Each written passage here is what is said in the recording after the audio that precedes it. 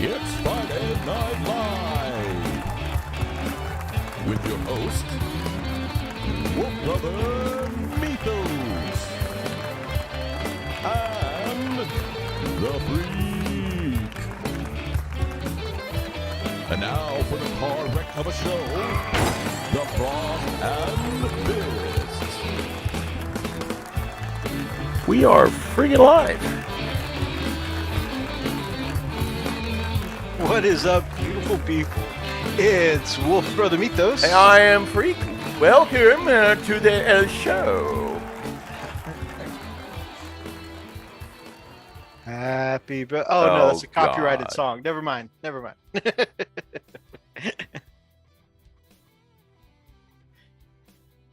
Did they? No. I had heard it was still, Restaurant's going back to it.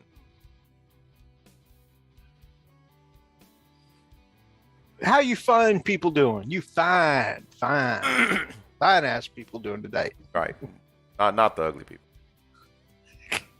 All our viewers are fine ass people. What you talking about? Okay.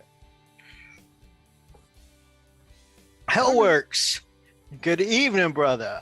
Who took my dice? Happy birthday, Freakalicious. Much, man. Superfly checking in. Happy birthday, Freak. I hope you folk make some memories tomorrow.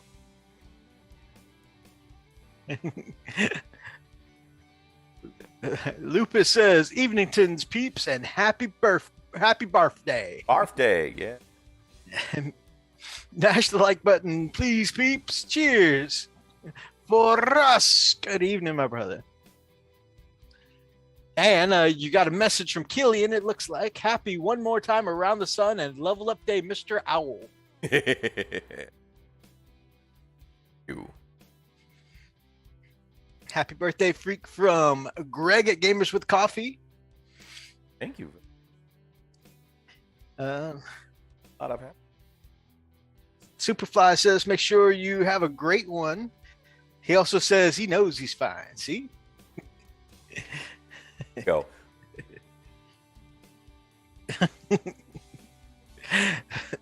Brother Oni says, oh, stop it.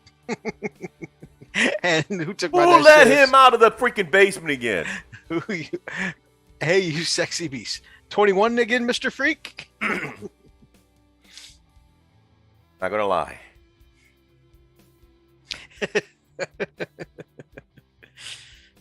Oh, man. Good to see you all tonight. Well, Nope. the Kid Crew. Hey, Waylanders Wandering stayed up to say hi. It's 2:45, so can't say Wow. long. Wow, that is an honor. Wow. Staying up just to say hi to Feel, these man. ridiculous guys. I mean, Waylanders. a lot of our that part of the herd. Oh man, Waylanders cool people. He was watching my Final Fantasy stream last week, and I hopped into their Discord. I subbed to become like their I forget. I subbed to them. I chatted with them in their Discord. We even talked about who we would want to play some of the different Primarchs. Your boy Dorn. If they were making a Warhammer movie, what actor would you want to play Dorn? Ooh, that's a good one. Ooh. I said I'd love to have Jason Momoa as Russ. Yes, he would be. Oh, he would be perfect. And I know it's typecasting because of Last Samurai, but since I also play White Scars, I'd love Ken Watanabe for my White Scars.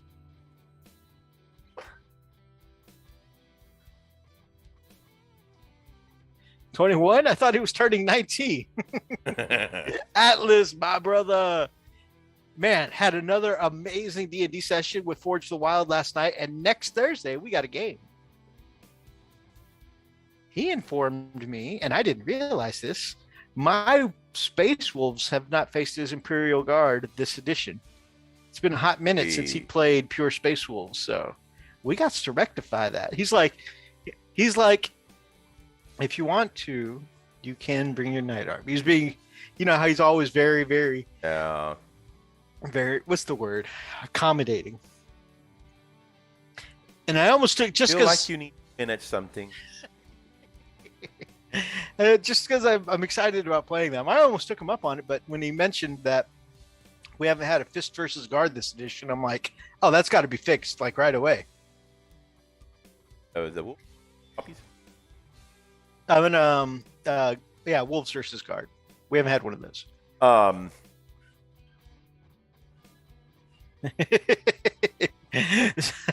Brother Oni had an accident today.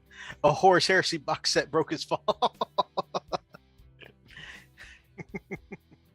Ooh, man. It's so lucky. That's a big, hefty box. You know, I'm sure it cushioned you against any kind of fall damage. Yeah. Get hurt, but the box broke your fall.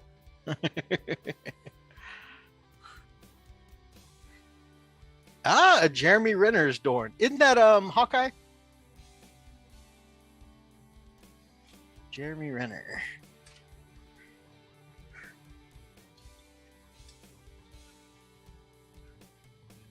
Yes, that's Hawkeye. That's cool. Waylander says Jeremy Renner's Dorn. Kind of stoic. Always the bridesmaid, never the bride. What about you? Who would your dream star be?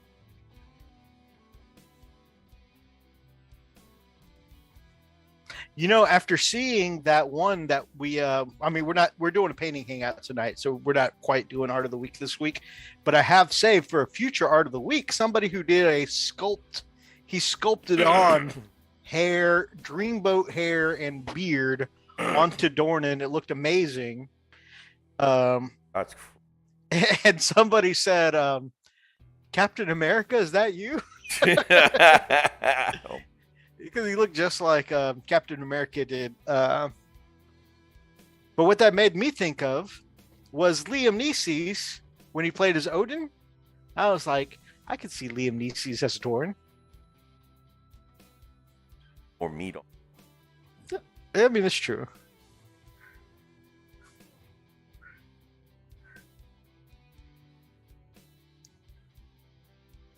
Oh yes, Neeson. We watch Key and Peele, and they have this whole bit where they call Liam Neeson Liam Neesy's.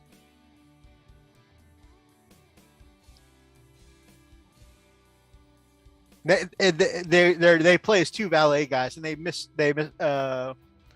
Oh, they Qui-Gon? Yes, that's Qui-Gon. Love Key and Peele. Oh, I love Key and Peele too. Freak and I end up sending each other Key and Peele clips all the time. The Qui-Gonator. Oh, I love that. William Dafoe for Conrad Kurz. Oh man, Waylander said that too. That's awesome. Arnold Schwarzenegger as the Emperor Horus. Oh, that's cool. You getting some Terry's? Get to the throne.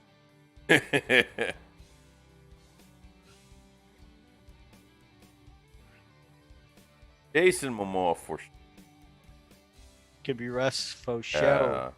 Faux Sheezy.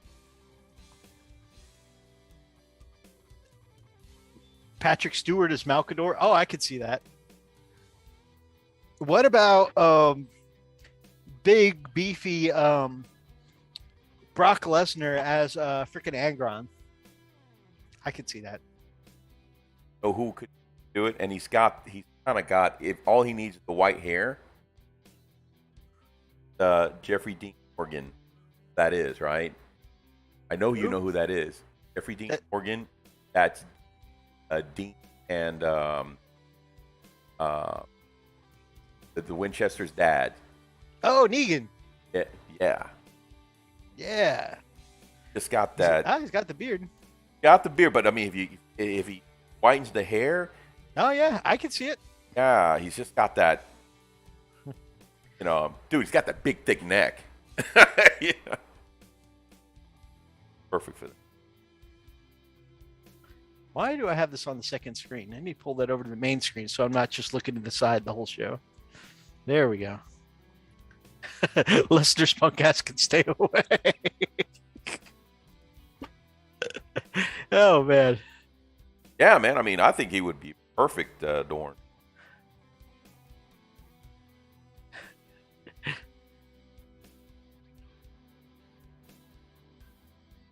Henry Cavill is the Emperor. You know, I see there's a Henry Cavill is sanguineous, and I think he would be good there. But I gotta say, I love all of the artwork done with Henry Cavill as the Emperor. Marine baby, good to see you, brother. Happening, man. Oh man, I'm sure he sent them to you. He sent me pics of that big ass project he's working on. Oh yeah, So cool. that thing. Oh, so hobby update, brother. What you got for a poke chop this week? Well, I have just about finished the the dreadnought. What's the D? About it.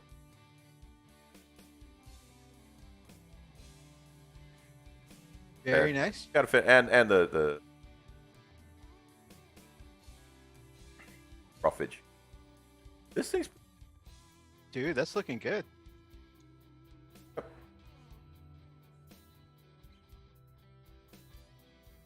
I just need, like I said, God, I left them in the car, so they're right. May do that in the session. Cool. But yeah, and then so aside from that, Only look away. so I've been working on, and That looked like the quick flash, like when Dean and Sam pretend that they're fake agents and they do that quick flip and flip back. You know? FBI. You ever do that with your wallet? practice the secret agent flip. Yeah, me either. Yeah. I never spent time doing that. I mean, that's Special Agent Cushionata, flip, back in the jacket. Yeah, me either.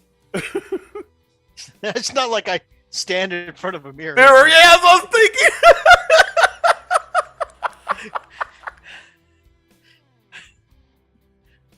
Give yourself the nod. Oh god. Flip, nod.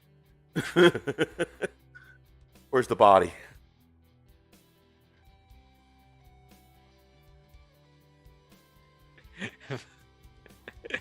Oh man, Vinny Jones.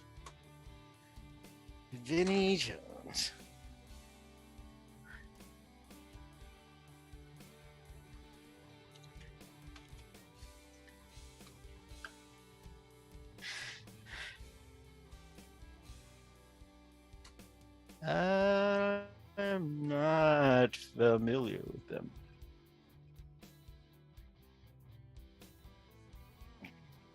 I couldn't really place them as an Angron. Besides that, I've been really working hard on the drums.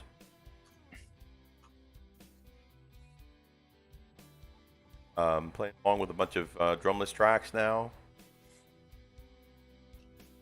Practicing about 2 hours and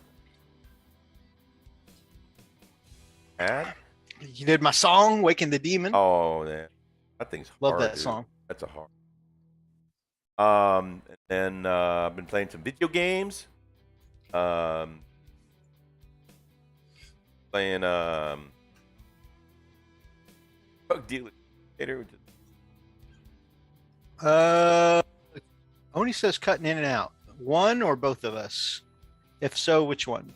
Yeah, let me know which ones. It's me. Hold on. Yep, it's my noise gate. Hold on.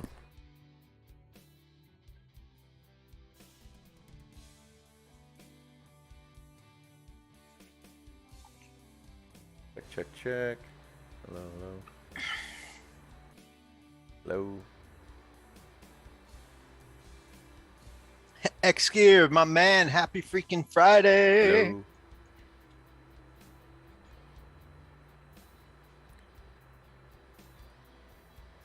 Let's see. Hello. Hello. Hello. Hello. Hello. Hello. Hello. Hello.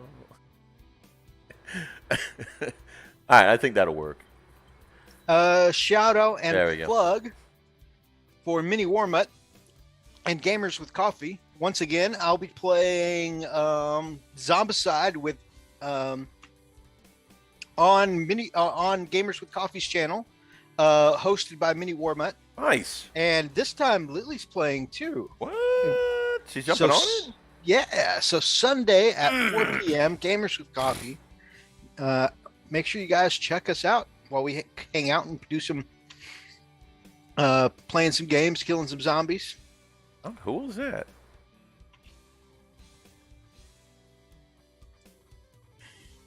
Your stats for Sunday. All right, Mini Warm Up, my man. I just sent them over to sent the stats over to Lily, so she got her stats for Sunday. Thank you very much. Looking forward to it. Oh, by the way, I don't know if you saw last week, but first of all, I've got my shirt on today of a fox sipping some hot coffee. Nice. You know, perfect for a mythos. But also, I've got let's see if this actually shows up with my filter on. But my Gamers with Coffee mug. Nice. Great looking logo on a mug there. And it says on the back, let's see, fresh brewed with a shot of no lag. Because we all know that as a gamer, lag kills you. That was out of shot. That was out of focus, 90%. But yeah. Mythos is a killing machine. Unless I'm playing the games with my girls and my wife. Then all of a sudden, I'm the one who keeps taking a beating. And Lily and the girls got to charge in and save my ass. I'm like, I've got 5 shots. I just need to take out these 2 zombies and I'll be fine. Mythos, why'd you charge in there? I was like, I had 5 shots. How did I miss that? This also translates into video games. Just saying.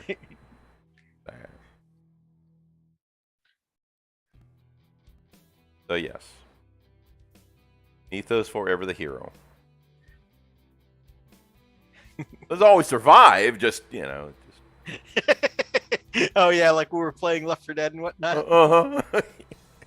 Charge! Yep. Mythos, no. Oh, there he goes again. No. I am the Leroy Jenkins of our group. He is the Leroy Jenkins. Jenkins! Everybody seen Mytho? There he is. About a mile behind. We're playing Left 4 Dead together. You know who's going to need the most health Oh, packs. my God. I'm serious. We are all carrying health packs, but we're carrying it for him, basically. You know, it's like, he comes back after, you know, a massive beating. You're like, oh, yeah, I killed that horde over there. And like he's like got maybe, I mean, you can barely see a little bit of his life left, you know, of his health bar. I'm like, Mythos, stand still. Like, oh, hey, I didn't realize my health was that low. I'm like, Check out my medals. oh man, it's good times, good times. So, I am super excited. But let's see. Let me take off my filter here, which I should have done while showing off that sexy. You know, I'm going to show it again. Just do it. Let's take a look at this sexy ass coffee cup here. That Gamers at Coffee logo. Freshly brewed with a shot of no lag. No, because lag could kill. That is sexy as hell, man.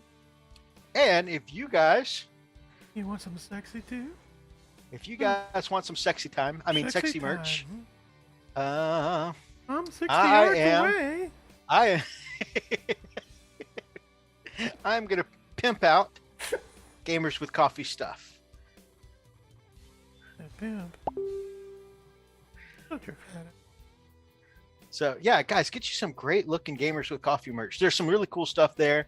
There's a mug that says official member, you know, from their Facebook group, official merch with their logo on it, all kinds of t-shirts, sweatshirts, kind of like what we got going on with our merch, but they've got some really cool stuff too.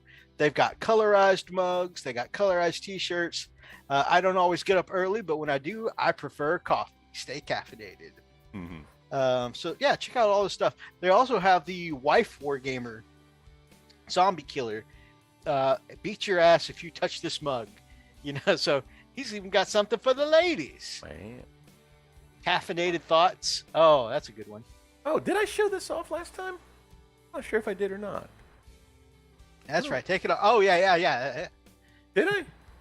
Did I show this off already? No, you didn't show it last time. Okay. But I was saying, see here. Let's see if I can get some. warning, tested positive for 40K. I love it. So this is based off of the Battlestar Galactica, and this is a printed that thing that I'm doing for my neighbor. So I figured, you know what? And he's HPD. I think I may have mentioned this. Anyway, Yeah, so you talked about it. I think it's your first time. Gotcha. So, but anyway, so this is it's nice and heavy too. Battlestar Galactica, baby. Yep. So I'm gonna try to convince the wifey to because she's got really good penmanship to try to write on it, his badge number and stuff. So it's kind of like a little gift for him. Well, that's cool. Yeah. I thought about putting pudding. I thought about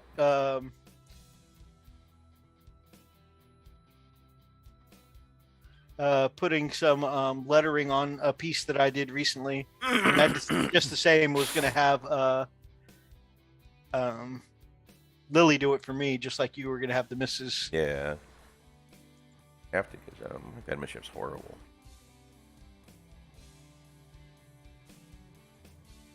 Hope fire. You be boy again today. Got a picture real.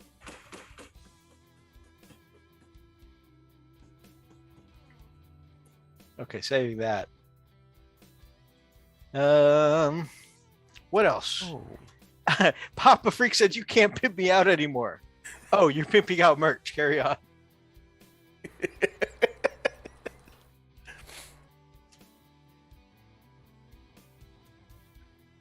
So tomorrow we're gonna have a really fun time. So I still have to set up the garage because we're gonna be there. I'm gonna set both air conditions in there.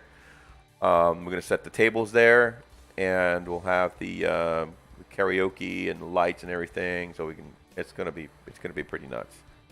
So I already have the large game mat in the car. Sweet. And before I go to bed tonight, I'm going to go ahead and set the box of terrain, and I'm going to set out my Space Wolf stuff for tomorrow, so that way everything will just be ready to go tomorrow. Nice. Speaking of which, because we are partying early tomorrow with Freak, or at least we're getting started early, there will not be a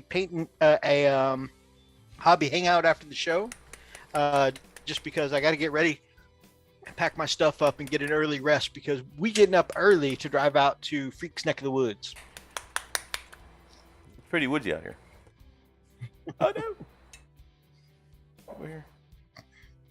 Mythos, remind me to bring your stuff as well. Let me set an alarm for that. Remind me to remind you to remind me. Okay. Going to remind you. Remind me. Remind you. Let's see. Do I need a larger one? Try that.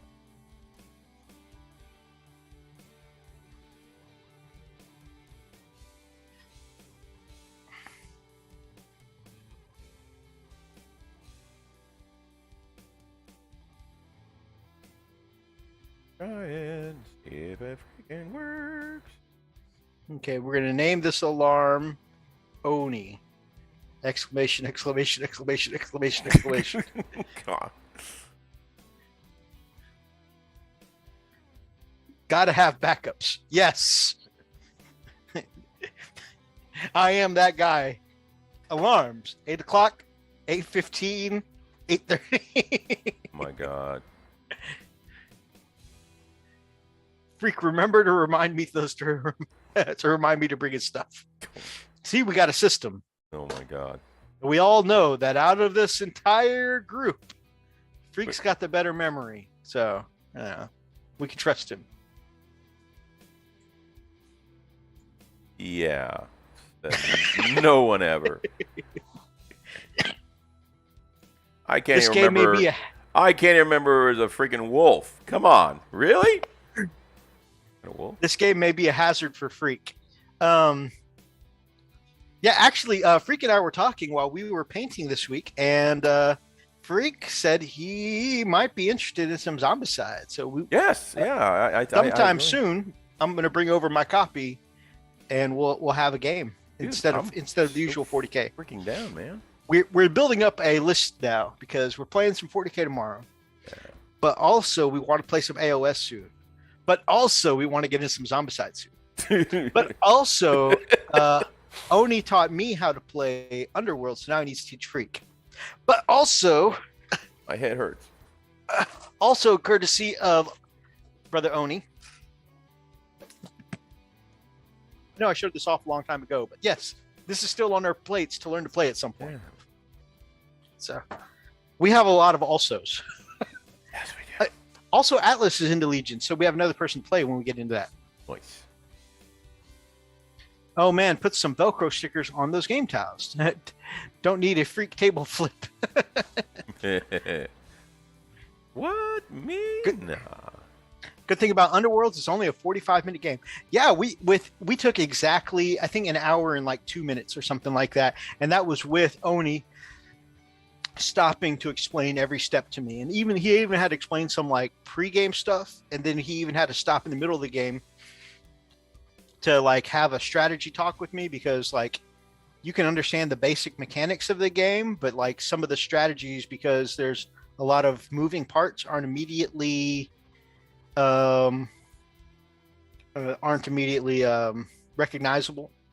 And so he took the time to stop, walk over to my side of the table. Hey, this is what you could do. This is what you with the cards that you have or whatever. So yeah, that was with him stopping to break down every little step of the way. You didn't break any of his models again, did you? I'm just no, I didn't. That was an accident. Oh, okay. I think I had reached over and set down one of my models or something like that, and I was dropping my hand back down. I heard things. I heard things. As I was dropping my hand back down, I think I popped his model and didn't realize it. It was an accident. Right out of the window. What makes it so damning is that I had just got done with the video call with Freak, where I was telling him how badly I was rolling and how Oni stuff was just decimating my stuff, and I couldn't get a wound off his Custodes. And his advice to me was, if you can't beat him, just break his Chuck models. it! Right? Yeah, if you can't beat him, just break his models. Can't win if he doesn't have models. And right after he said that, that's when I accidentally bumped Oni's models. And I saw a look on his face. And I was like, what is it? God. And he came over and he grabbed the model and wobbled it. And he goes, I think you broke it. And I was like, oh, I'm so sorry. Is this a true story, guys? Because I was like, holy crap, you actually followed my instructions. Man, what is wrong with you, you monster? It wasn't I didn't even realize I bumped it. That's the funniest thing. I'm sorry. Oh, God. And then, of course, they video chat me again. And poor Oni was like, yeah, Freak, this is what's left of my model after he got to it. Okay. So because we weren't filming a battle report, but I promised some of our friends that I would keep them apprised of the game, right? And so I was still kind of like, not with the quality of a battle. I lose the game, you lose your model. I apparently popped one of the, busted the little flight stand at the bottom of one of the Praetor bikes. God. But I was doing my little, Facebook Messenger thing, and there's a 20-minute or 20-second limit on what you could say. So I was just kind of giving them the brief round by round, and I was like, okay, during this turn, blah blah blah blah blah, this happened. I took this objective, and I put all this firepower into these Custodes. They didn't take a lick of damage. Yada yada yada. And then it was like right at the end of the second, I was like, and then we'll go on to her too. Blah. And he goes, no. I was like, what? No, keep recording. Tell them what really happened. I was like, oh, it just ran out of time. And I put it on the recording, and he's like, now tell them how you broke my model. I'm sorry. No shame, too, man. He was like, "Yeah, let's just keep going. Let's keep this moving. Let's keep it along. We don't have I to." didn't know. Oh goodness, Guys, if you ever play Mythos, make sure you try to play with the old pewter miniatures. no, pewter explodes. Oh. If you drop pewter explodes. God.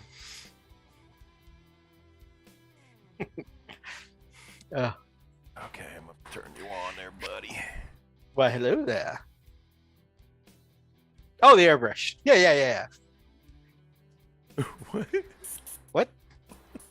Nothing? Okay, so I had a squad of 5 Blood Claws that are painted up in my current color scheme. So this week, one of the things I did was I stripped 4 of my very first Blood Claws. Out of that same box, I still have the original squad of Grey Hunters. So I still have a piece of, original, Frosted Fist history. But so I expanded my...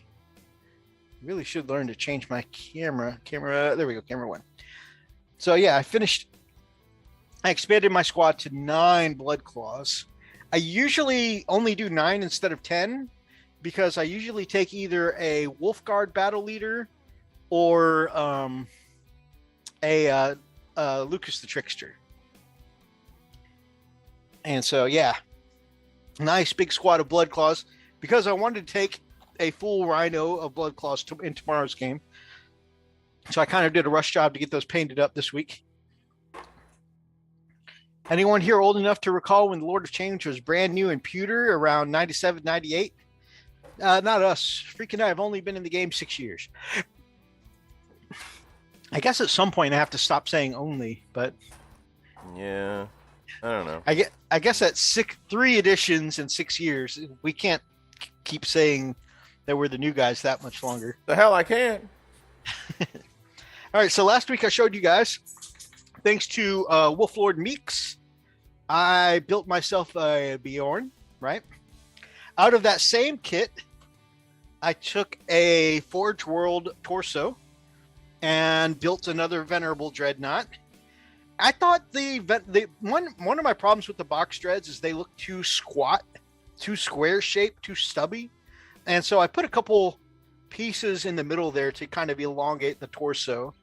Makes them look a little taller, a little more lean. Well, speaking of Meeks, that reminds me, if you can bring that stuff that came in the box. Yeah. I was actually going to put it in a bag, like a gift from Meeks to give to you. Okay. And then some of you may have seen on our Instagrams, or I think I even put it on TikTok. Tic Tac. I love Tic Tacs. But yeah, I've had a Contemptor Murder Fang percolating in my brain for years, and I mean years. This has been an idea I've been talking about to Freak for like 5 years. But I really didn't want to shell out for the Contemptor and the Space Wolf Dread kit for a while, so I was trying, and I spent a couple years trying to, but I kept getting sniped off eBay trying to get the Murder Fang claws. And eventually I was talking about how I've been trying to find them on like eBay and stuff like that. And Meeks was like, man, I'll send you a Murder Fang. So I got the claws from Murder Fang, slapped them on a Contemptor, got a couple of arms to do the conversion bits here, got some kits from the Bjorn Venerable kit for like the shoulder pad. Most of this fur on his shoulder is green stuff conversion. I'm really just showing you a bunch of black primer. It's going to be hard to see any details. I don't know why I keep spinning him around, but I really wanted the Contemptor because it's got it's more proportioned like a person, and the Murderfang claws remind me of Wolverine. Yeah. And so I wanted to give kind of that lunging Wolverine pose, that Marvel made so famous. So yeah, that's one of the things I did this week. So I built 2 dreads. Oh, I finished off that big Telemont Dreadnought for my Custodes. Remember last week it just needed the basing, right? And so it's sitting up there, but basically I did the basing like this. Purple alien sand. Send me a picture of that. Kind of the pink tufts and whatnot. Yeah. Okay. some Send me a crystals picture. in there. All right, So I've been meaning to take some pictures of that Telemon that I finished up and putting it on online.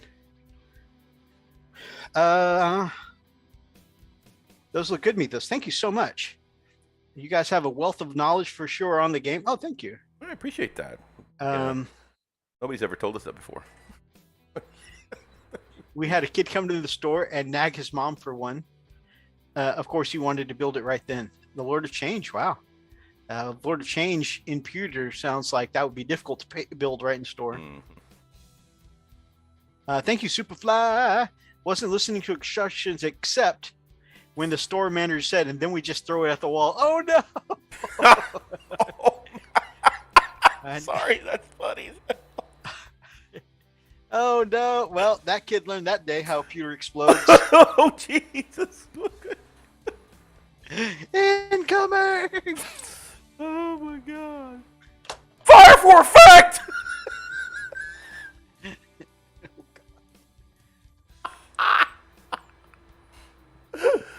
He looks at his mom. Fall back!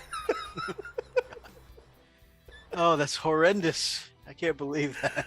Oh, my God. All right. All right, kid. Then you're all set. We just throw it at the wall. Yeet! Right? Yeet! We were kidding. We were just kidding. Oh, God, you actually did it. Oh, man.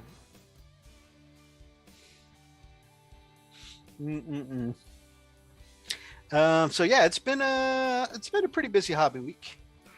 And then also during last Friday's Paint and Chat hangout after the show. There it is.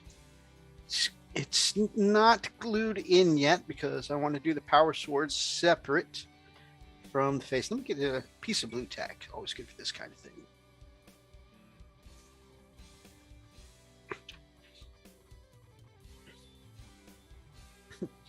Blue tack, one of the best things in the hobby. Yeah, it is. Fails at the wrong moment. You're lying.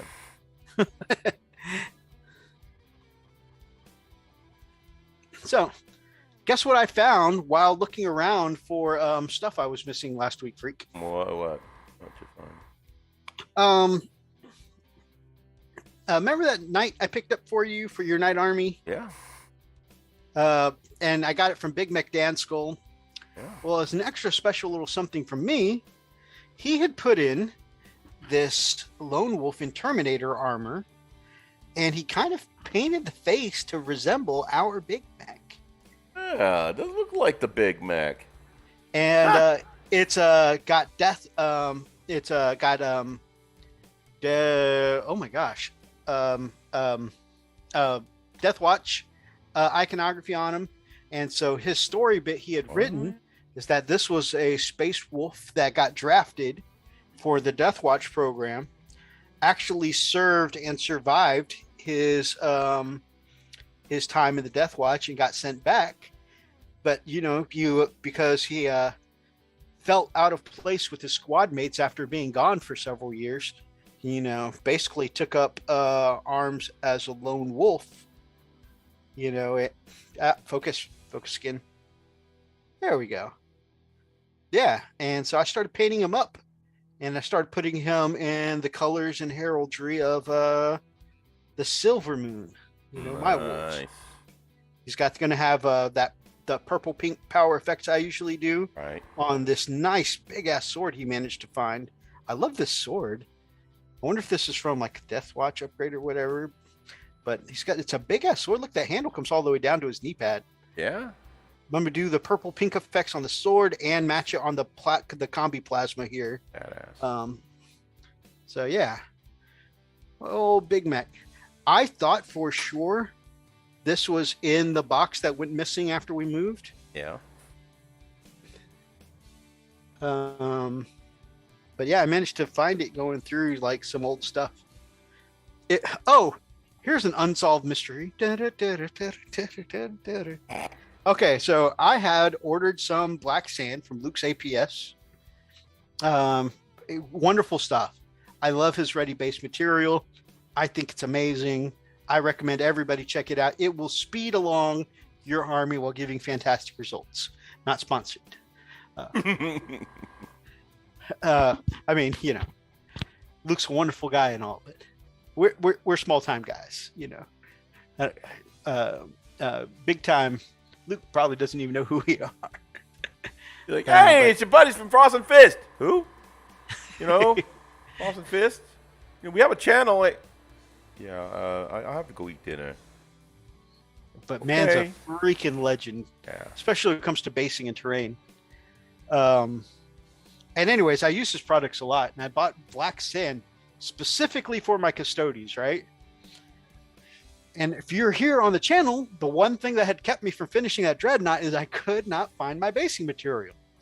I ended up spending almost the entire Peyton chat after the show last week, hanging out with Brother Thomas, Superfly Wybird, looking for my black sand. After the show was over, looked for my black sand. The next day, I asked Lily for help. Couldn't find my black sand. And then eventually, I found it. When I found it, though, it wasn't in a Tupperware like I normally put these packs of open Luke's APS stuff. It was still in a sealed bag. Now, the reason this felt especially Twilight Zone-y, I've already based 5 custodies. So the bag should have been open. I don't know why. I went back and looked at the receipt because somebody who said, is it possible you just bought a second bag and didn't realize it? The receipt says 1 bag. I don't know. I'm not looking a gift horse in the mouth. I'm just being appreciative. But it's so weird. Yes, indeed. But you found them. Yep. Yeah. Nacho Libre says, Geek Gaming Scenics, it's the best. Is there a Nacho Libre way to say that? Because, you got to do the Nacho Libre quotes around here.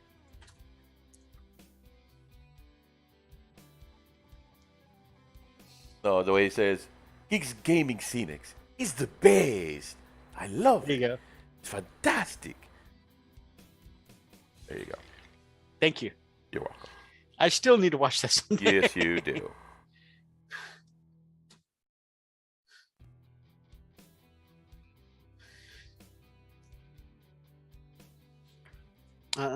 Did I finish any other hobby stuff this week? No. Am I putting off hobbying right now? Yes. Jeez. Fantastic. Okay. I love it. I have been putting off. All my life. I've been putting off. Along with the Dreadnought set I got from Meeks that I built 3 different dreads out of. I got his paint shaker too. Man, having an electric paint shaker really makes a difference. It's one of those tattoo ink shakers. So I didn't tell Lily what I was doing. So there's no room here in my hobby area. There's no room for an extra plug. So I plugged it up in the kitchen, and I just, immediately start making up shaking up paints. And of course, it sounds like a tiny lawnmower, like. And immediately, I just see Lily's head peek out from around her computer and go, "Honey, what are you doing?" With the suspicious look on her face, I'm like, "I'm just shaking paint." Is that what we call it now? Hand check? The sound still going? That's bad when both hands come up and you still hear the sound. Good night, Waylander, my man. Appreciate you. You have a great night. Big love. In the kitchen? Just shaking paint. I'm leaving you. What? It's just funny because, how fast her head popped out around the corner.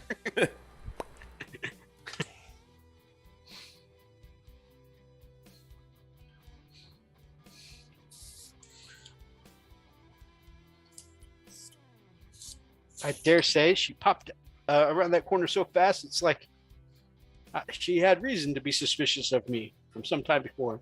Oh, also, I got some focused attention this week, and I had been off of it for about 2.5 weeks. And so I could feel it really starting to affect me. You're off of it? I was. I Oh, started you taking picked some it up? yesterday. Okay. Yeah. And man, I could feel myself being extra flighty and less focused during roleplay, and more just like saying whatever came to mind. And I was like, man, I feel like I start taking my medicine again.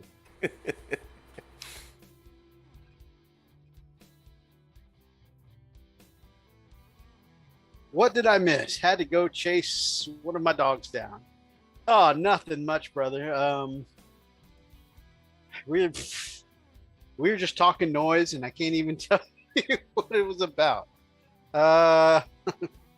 We talked about stuff. Oh yeah, that's really good.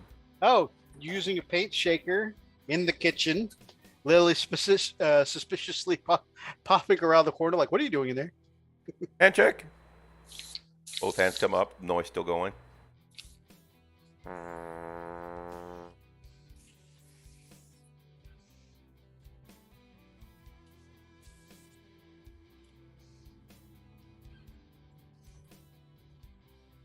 £20 of chocolate. Holy crap. Crap, beat those, leave the dish soap alone. But it's slippery.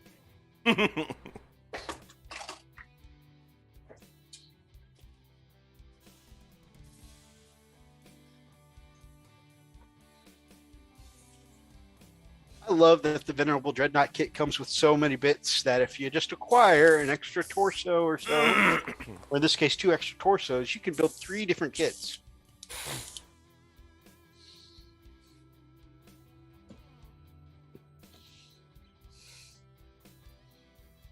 I'm so excited for the last episode of Kenobi. Oh man, I can't wait to see it. Me too. It'll be Sunday night before I can actually watch it. Probably the same here.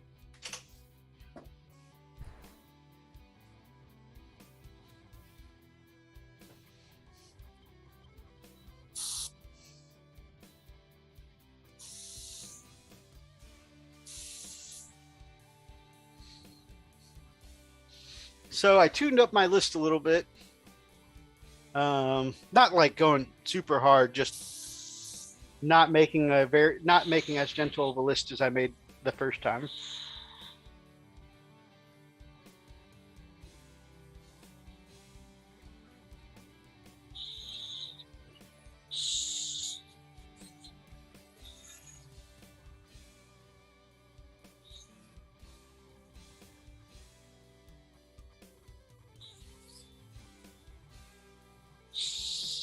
But taking something I haven't taken since I think 7th edition,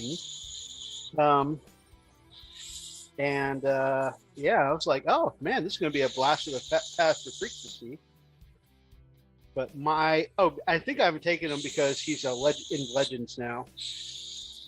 But my Space Wolf Company champion on bike that I named after you, Alkaiser.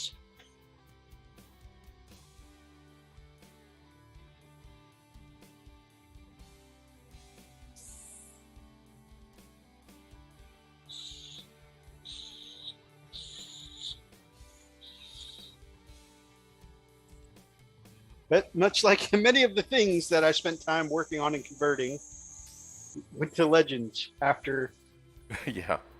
after I put the time and effort in. God dang it. Oh, you like this thing, huh? Yeah.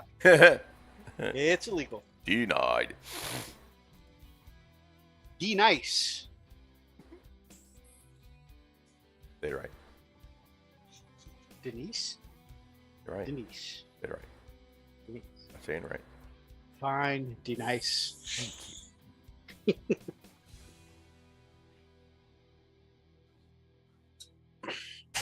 Shenanigans. Hmm? Shenanigans. More Mutt, have a great night, brother. Good night, man. Thanks for the birthday wishes.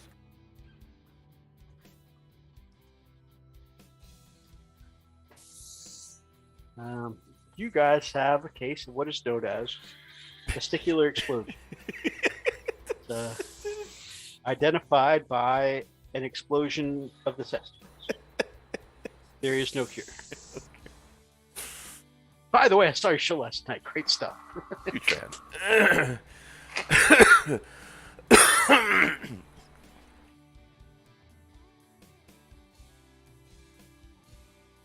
You feel so awesome. Yeah. Man, I was having a frustrating day the other day. Between there was some stuff going on at work, and then on top of that, like I was trying the new holiday or the new anniversary event for Dead by Daylight, and it was just one of those days, playing with toxic people. And then I finally managed to get one of the event items on my own, and it was like, oh, this could be cool. And then for some reason, the game just disconnected me right when I got the holiday item. Oh, man. And so, like, I couldn't even get the reward. And I was like, oh, man. And then just some other stuff that happened in the day, and I was just frustrated. I said I was sorry. And so Lily ended up putting on substitute teacher for me because it's hard for me to stay mad during freaking Key and Peele substitute teacher.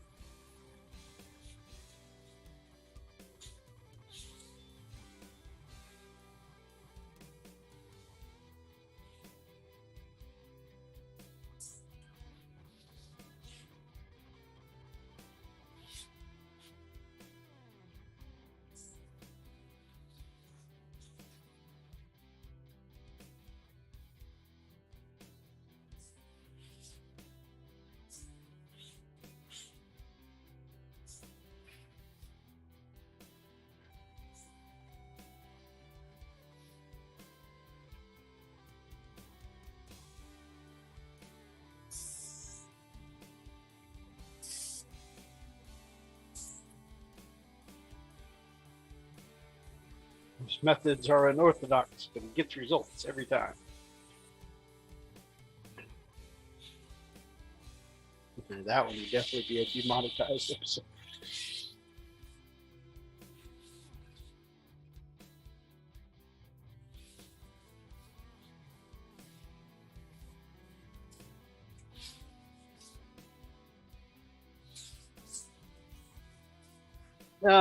Another hobby update. Nothing that I've done yet. Oh, I need to turn the volume down. A teenager walks in asking, "Are you hitting a bong, Dad?" She heard your airbrush in the back. What? Who did that? Mini Warman's teenager.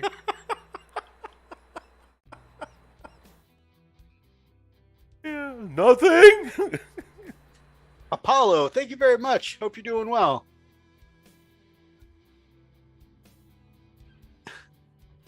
What are you painting, Mr. Owl? Oh, that's Keelan. I am painting or trying to fix my Radicar. It's this guy right here. I'll show you, not Oni. Oni, close your eyes. This guy right here. I'm trying, if I can get it to focus. See, my guitar's in the background, sorry. Okay, let me... Okay, stop it! Okay. He doesn't want to focus.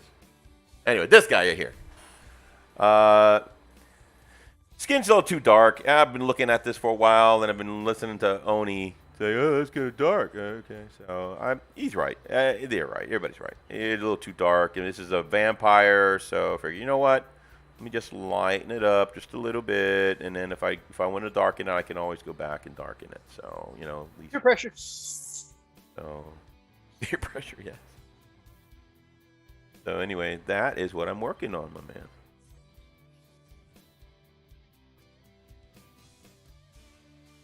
And I am painting up just a single tactical blade. Sweet. I know you asked Mr. Owl, but I wanted to be involved too. Always love questions from Keely. He says, "Very nice." Awesome. Awesome possum.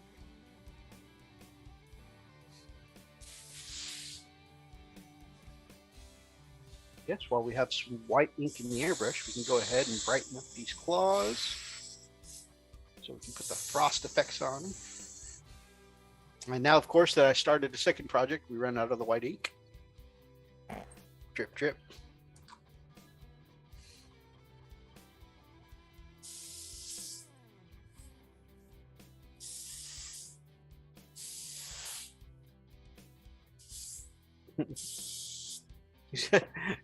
Brian said, I ain't going nowhere. I just got to have a talk with her about how she knows what a bong is. Oh, yeah. That is an interesting conversation, isn't it? So how do we know what a bong is there, honey? Sit down, please. Close the door. So, where's your bong at? Dad, I don't do drugs.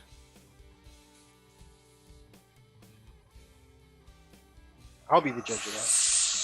Yes. What?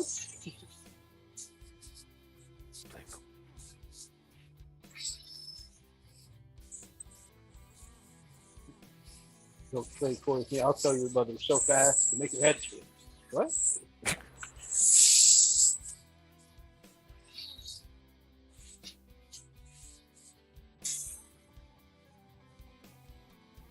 That's how the conspiracy theory started.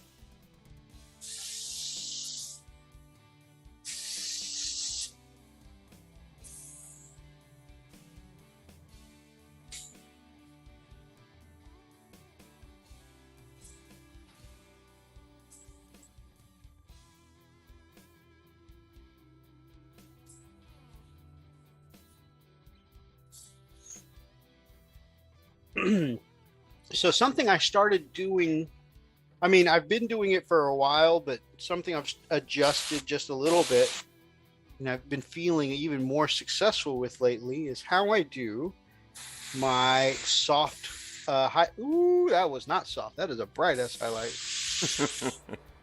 My soft highlights for black armor. And like I said, I've been trying this for a while, but just like a little adjustment made it a little more successful recently. And like I said, that's how I do my bright highlight or my soft highlights for black armor. And then what I've been doing is whiten up with the ink. You know, do the white highlights, spot highlighting the black armor. And then, of course, do it a little too bright on purpose. Then really, really, really thinning down some basilicanum gray contrast with the in the airbrush. And I'm talking like 1 drop basilicanum gray to like 6 drops, medium. And then just very thinly airbrush that over the top of these highlights. And the grays will blend in with the black parts, making the shadows. And the brighter parts, get tinted over with that really thin dark gray. And it makes a nice softening to the highlights, if that makes any sense. Mm-hmm. Marcos, my brother. What's happening? Man, missed a world of chat here while I was doing the airbrush.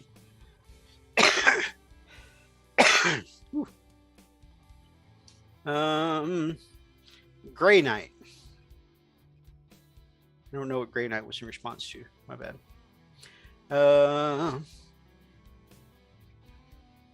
He says, and your fingers meet those.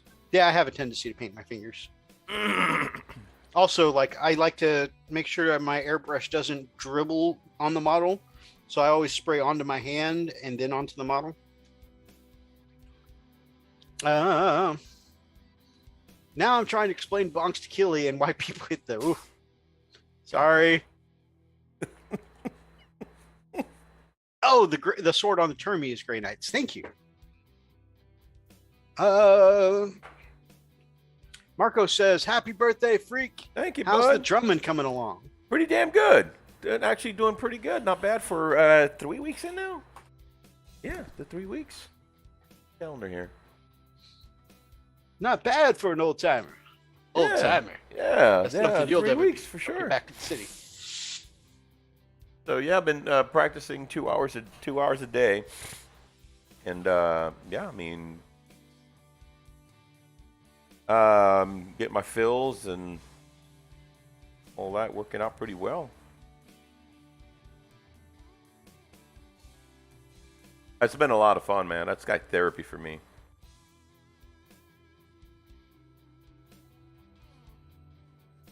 Long day of answering dumb IT questions. Come home, smash some drums for a while. Yeah. And like you said, it's a hell of a workout, right? Yeah, it is.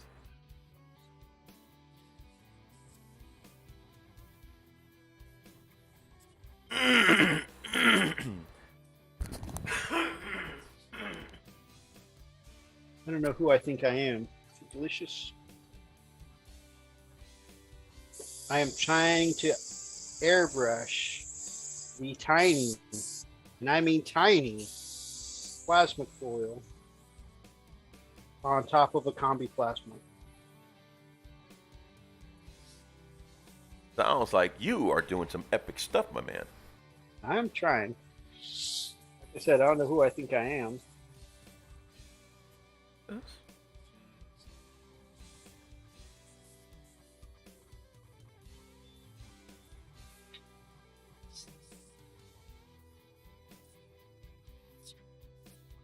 Oh, hey, you fall. Hey, you do what you do. Do. Eh. Oh, that was big. Oh, that's another thing I forgot to mention. part of the see? Yeah, I don't want to hear your crap. I don't want to hear your crap. I don't want to hear your crap. I don't want to hear your crap anymore. Look at that. No spillover. Yeah, I don't want to hear your crap. It looks freaking amazing. You look freaking amazing. Like, oh no, I'm trying to be a freak. No, you're trying to be a freaking badass mythos. That's what you're trying to be. Shut up. Harsh, dude.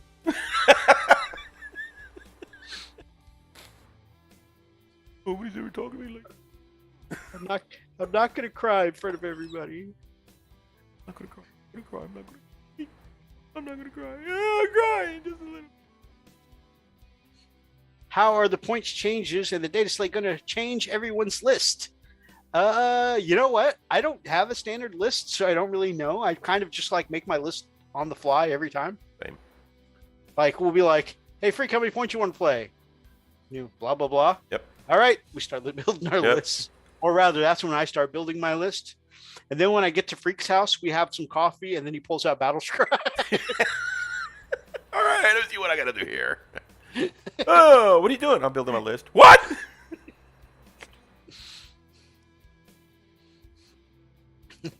Well, you know, COVID and global warming and all those other excuses I can try to use. So yeah, I don't. Neither of us usually have a standard list. I know it's going to save some points, and actually, there are a couple of changes that I wanted to bring up with the game. Of course, Freak, you know, twice a year we go through the chapter approved season, right? And so there's some point changes. Something I think you'll appreciate. They have said from now on, and I won't hold my breath on the now on, but I'll take the now. The points changes for chapter approve, 100% free, downloadable PDF. That's pretty damn cool. They've stopped cashing in on it for now. Right. They said after they did a survey, and after customer feedback, they've decided to make the points changes free. Really? Usually, when Chapter Proof comes out, that's a Yes. separate book, right? That's exactly right. Or rather, if you go back far enough, it used to be in the same book as Chapter Approved, and you got the new missions and you got the new points. And then people really got upset with the cash grab when they made it 2 separate books. I was one of those people. I know. That's why I was like, dude, this is Yeah, big. yeah, I was like, absolutely. we definitely got to talk about that. That is epic, dude. That is epic. And when I get to a stopping point in my painting here, Yep. I think after I coat this Blood Angel in some red, I'm going to pull up some of the points changes for us to talk about. Dude, that is unbelievable. You know how you've been getting slowly a little more frustrated because kind of Space Marine's been falling behind. Yeah, absolutely. Yep. Well, this chapter approved, the Space Marines got all buffs, all points drops. They got no nerfs, just all buffs. Okay. Orcs got a bunch of buffs across the chapter approved too. And I just found out today, thanks to Marcos and Fish, that they even got a buff to the way WA works now. What? So I'm going to bring up all those things here in a little bit.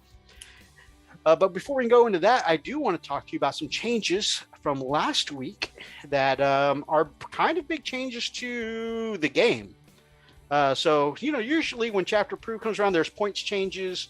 But this is also where they start experimenting with new rules, right? Right. Like when Shock Assault was a thing, they gave it to us first as a beta rule. Hey, try this out. And they've done that with a couple of things. Keely says no try there. Thank you. Rudimental snare drum practice was always therapeutic for me. A lot of PAS 40 rudiments are helpful for drum set. Yes.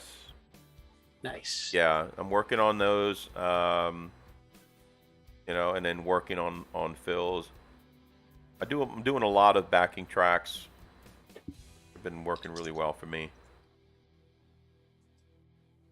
That dry. I'm so super anxious. Oh my God. I love it. You're like, I'm not gonna wait till it dries, and that screws it up. Dude, you know me. I am the king of the too much gene. I can't just leave shit alone. Yeah, I need to let this dry. Let it freaking dry. I'm stopping now. But so like this is where they start testing new rules, right? Right. And some people are upset because the new rules this season are kind of significant. So first and foremost, and we've discussed the possibility of this happening on the show before, but it's been made official. They are cutting in half the CPs that you get at the beginning of each game, which sounds bad, but they're going to double the CP you get during the game. All right. So instead of at the beginning of your turn, you get CP. Right. It's at the beginning of everybody's turn, you get CP. So my turn, we both get CP. Your turn, we both get CP. I don't see an issue there. That's not that big of a Yeah. So that one's not very bad. Yeah. The other one, though, is kind of a change. I find it not just funny, but like kind of ironically funny because I just got you somewhat recently in the last year or so in the habit of kitting out your HQs with things like warlords, traits, and relics and stuff like that. Those are no longer free. So now you got to pay a CP for each one. Really? For the warlords? Warlord traits and relics. The traits and relics. Okay, so what's the trade-off? Because there needs to be some type of... Well, so a lot of people are just like going, the whole Smash Captain kind of build, right? Uh-huh. Similarly, people were just kind of tooling up a bunch of special characters and just sending them off to deal out all their damage. Right. And the game was kind of becoming centered around these special characters. Yeah, right? exactly. So this, by costing it, it keeps people from having like 3 Smash Captains, Sure. And tooled up all to the 9s. And I think one of the most popular, or some of the most popular ones were Chief Apothecary, the Warlord Trait Relic, Chief, was it the Master of Sanctity, the Chaplain Master, Warlord trait, Relic, you know, and those were a lot of the popular builds. And so, to kind of balance it out, to make you take other stuff, you know, they kind of like made an attempt to curb that by saying you can only have one captain per detachment, you can only have one war boss per detachment, and the trade-off is balance, is what. Sure. King Like I Jack- say, again, I don't think that's a bad thing. I mean, you know, yeah, I'm thinking it through, you know, different lens. I think that's fair. yeah, and I see no problem with it, and I'm kind of excited with it because of a side effect. Right. You know, special characters, the named characters like Lysander, Torgharadon, Right. they come with built-in warlord traits and relics. Exactly. You know, what's it called? The Fist of Dorn? Yes. Boom. Yep.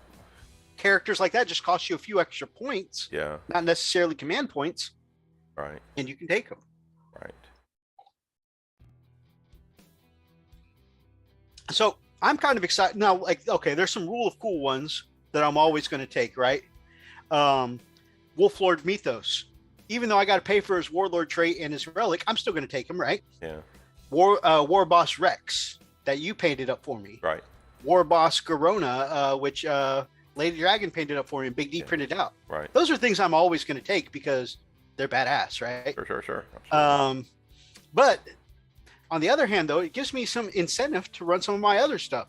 Corsaro Khan, Gazgul, you know, which Gazgul's just cool, but, you know, like, my Ragnar, I still have yet to play him in a game. I actually put him in the drink this week. Really? Mm-hmm. Wow. No. Because I started trying to do him in his color scheme because I'm like, well, it's Ragnar. Yeah. And first of all, I just wasn't happy. You know, I've never been a fan of doing my wolves in the company colors, right?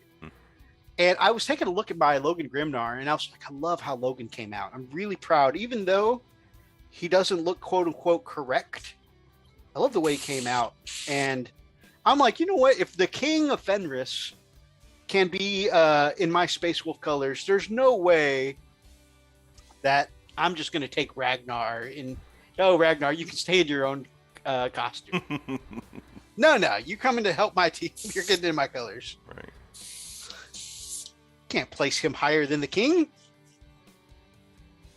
The other thing they clarified, only tournaments need to use Nephilim rules. Playing casually, use the other rules. Oh, exactly. And that was going to be one of the things I wanted to bring up, is that, you know, of course, all these seasons of Warhammer, like if you had, I didn't think you were going to have a problem with it just because of the way you and I play. Mm-hmm. But if you had a problem with the command point thing or the warlord thing, I would just be like, okay, well, we can go by the regular 9th edition rules and not use the seasons. Yeah. You know? Yeah, I'd like to use, you know, I like to stay up to be current. Up to date? Yeah. But yeah, I was just going to offer you, like, I'm actually cool with it because it gives me incentive to take things like Ragnar, Njal, stuff like that.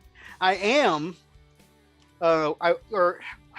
thinking about it, I'm fine. When I initially heard about it, I was a little concerned because the lack of CP at the beginning, even though you're getting CP throughout. Right.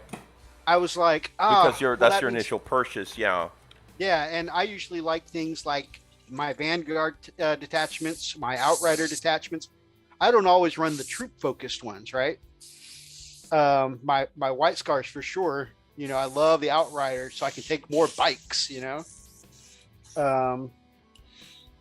And then my Wolves, you know, it's like if I want to go bring in some Terminators and Dreads, you know, I used to use more Elites.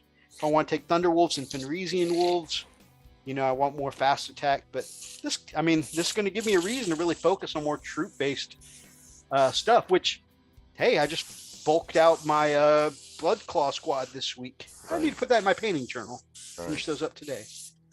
So yeah, it'll make me rethink my list. Like I said, I like changing my list up anyways.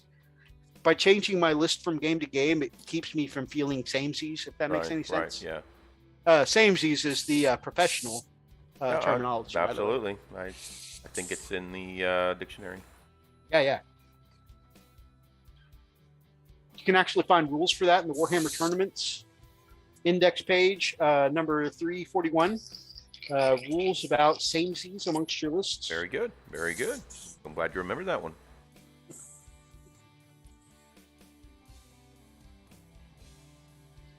I don't know why I just cleaned this brush out like I'm done with it for the night when I have other stuff to do.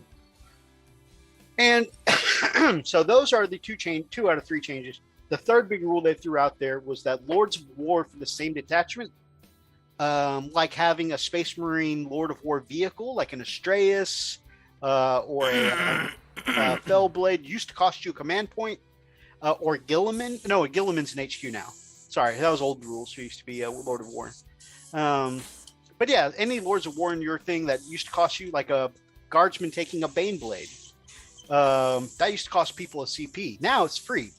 If it's from your main army, now you still got to pay command points if you're taking it from a different army, like an Imperial Knight. Right. But even with the release of the Imperial Knight Codex, they've made that easier, being able to take an Imperial Knight in your army again. So you can bring that Hawkshod Knight back into your fist list. Badass, man. So that's kind of cool. I guess they were like, oh yeah. I guess people are still upset that they can't bring Knights with their Space Marines anymore, or Imperial Guard or whatever. So that's kind of cool. I'm glad to see that back. Yeah. All right, it's still drying, but it's starting to matte out a little bit. I think I need to go brighter on the under armor. I can't tell if it's... I like the extra contrast. I'm not sure if it's bright and popping enough. Let's see how we can jerry-rig this.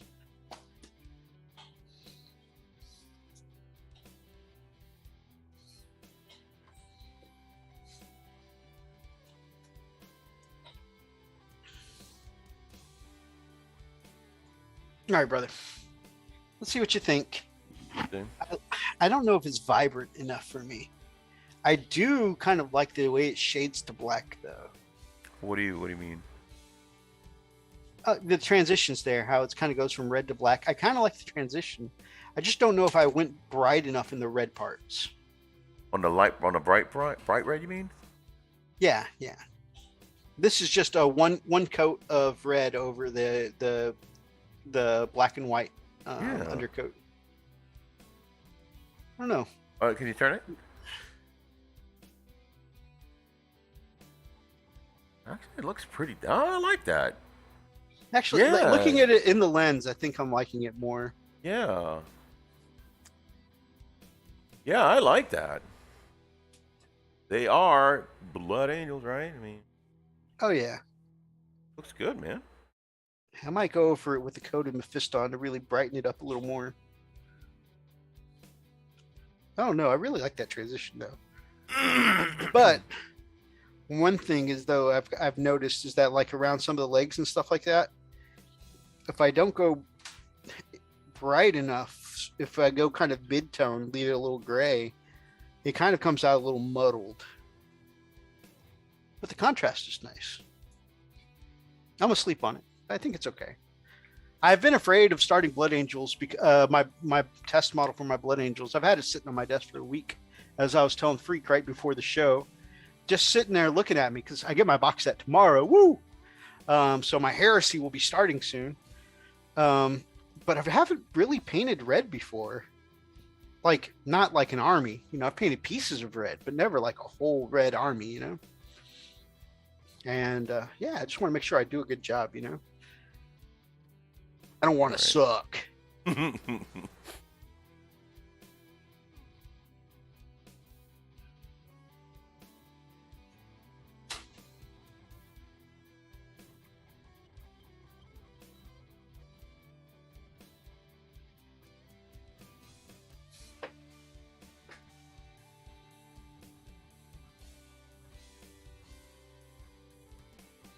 I'm gonna sleep on it. I thought I had decided fully my color scheme, but Good to think about it. I also picked up some of this to try. It's a little more of a vibrant red, but you know, inks are a little more translucent. Pretty. So I might do that too. The only thing Like you found recently with the inks that's scary, is the ink is harder to clean up if you accidentally get a stray mark on it. Yes, Because that is true. with the acrylic, you can easily kind of color match, bloop bloop. But because inks are so translucent, you try and bloop bloop over top to clean it up, and it just looks off.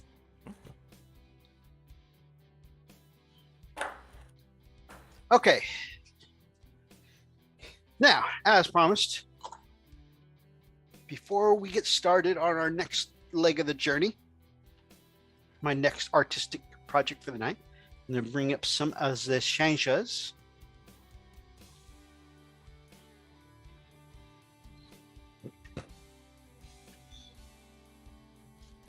All right, since we got some amazing orcs here like Marcos tonight, we're definitely going to cover some of the orc stuff too. But like I said, first we're going to go over Space Marines, because you and I play Space Marines. Be good for us to know, right?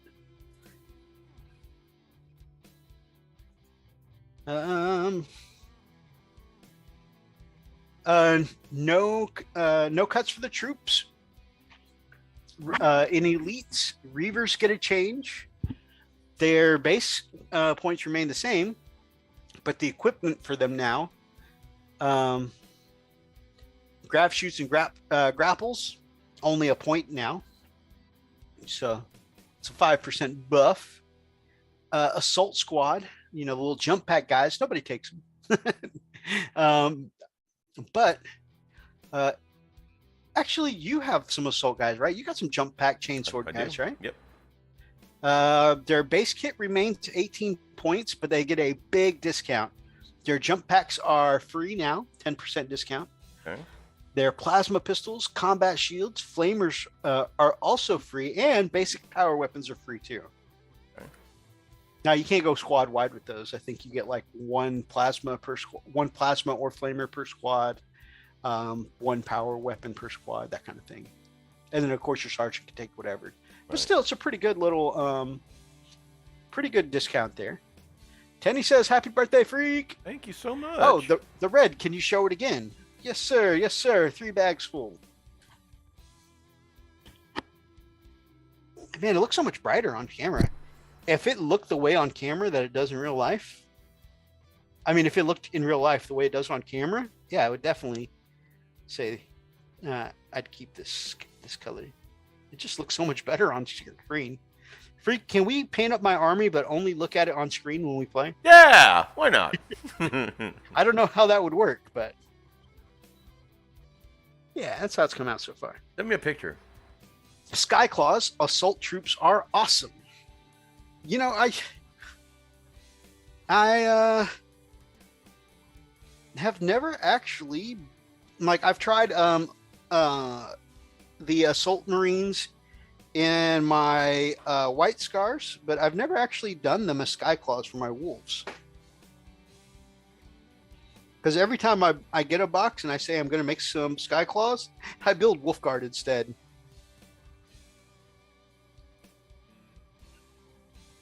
All right, this side with the arm is what I was mentioning, how it just looked kind of browny and muddled.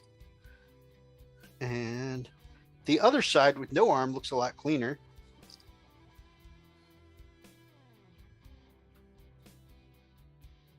And if you look at them from behind, giggity, looks pretty good.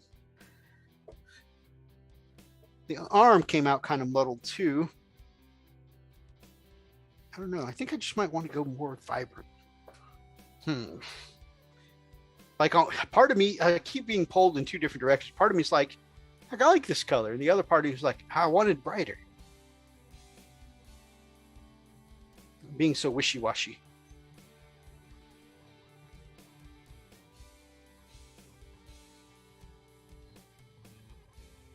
Amazing. Okay, I need to try them, brother. And you are welcome, Brother Greg. I do like that the Skyclaws get things like melt-a-bombs now. And I've always wanted to try the freaking Eviscerator. Take a 6-man, take a flamer, and a power axe on the sergeant. Really, you wouldn't go something like Thunderhammer or Power Fist for that extra heavy damage in case they come across a heavy? I would go brighter. Exactly. Yeah. That's. I just want that extra vibrance. Yeah. No, I would do the same thing you did, but I would definitely go brighter and go over the same exact spots that you went over. I mean, like the exact same, because I love the shading. Everything that's perfect. So those areas where the highlights are. Yeah, I think I'm gonna try some Mephiston on top of that. So like I might keep that recipe and just do an extra highlight of this nice vibrant. What did you use there? I used the contrast Blood Angels red. Okay. And you can see here it's a little bit more dark. Yeah, a little bit darker. So I'm gonna go over top of it with the highlight of this. I think that's a great idea. Yeah, thin it out really good, and I would just, again, same exact spots, so you can still keep some of that translucence and some of that shading there. Oh man, I think that's gonna look great. Cheap, drop them in turn 2, do your data scan objectives, then 12-inch move, wreck face for cheap. Nice.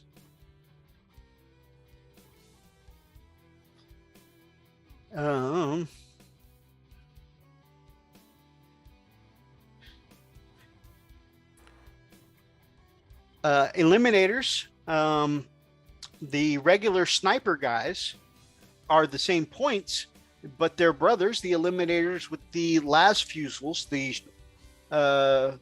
shorter range version of the las cannons, are actually drop 5 points. They were 30 points before; they're 25 points now.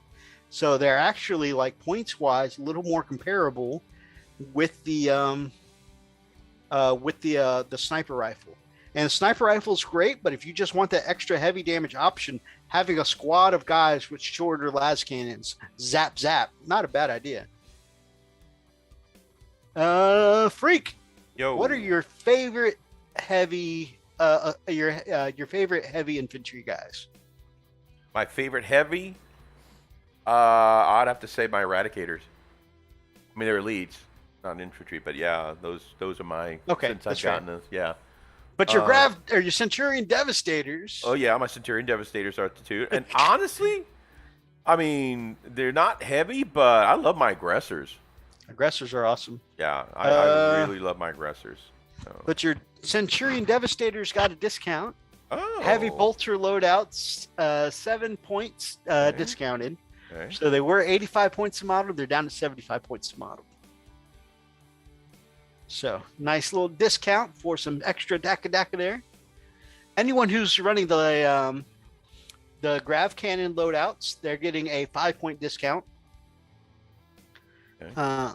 Outriders, I know you got a squad of those you want to be finishing up soon. Yep. They're also getting a 5-point discount. Badass. And these 5 points is actually kind of the reverse of a nerf they got last chapter approved. Okay. Or the last balance.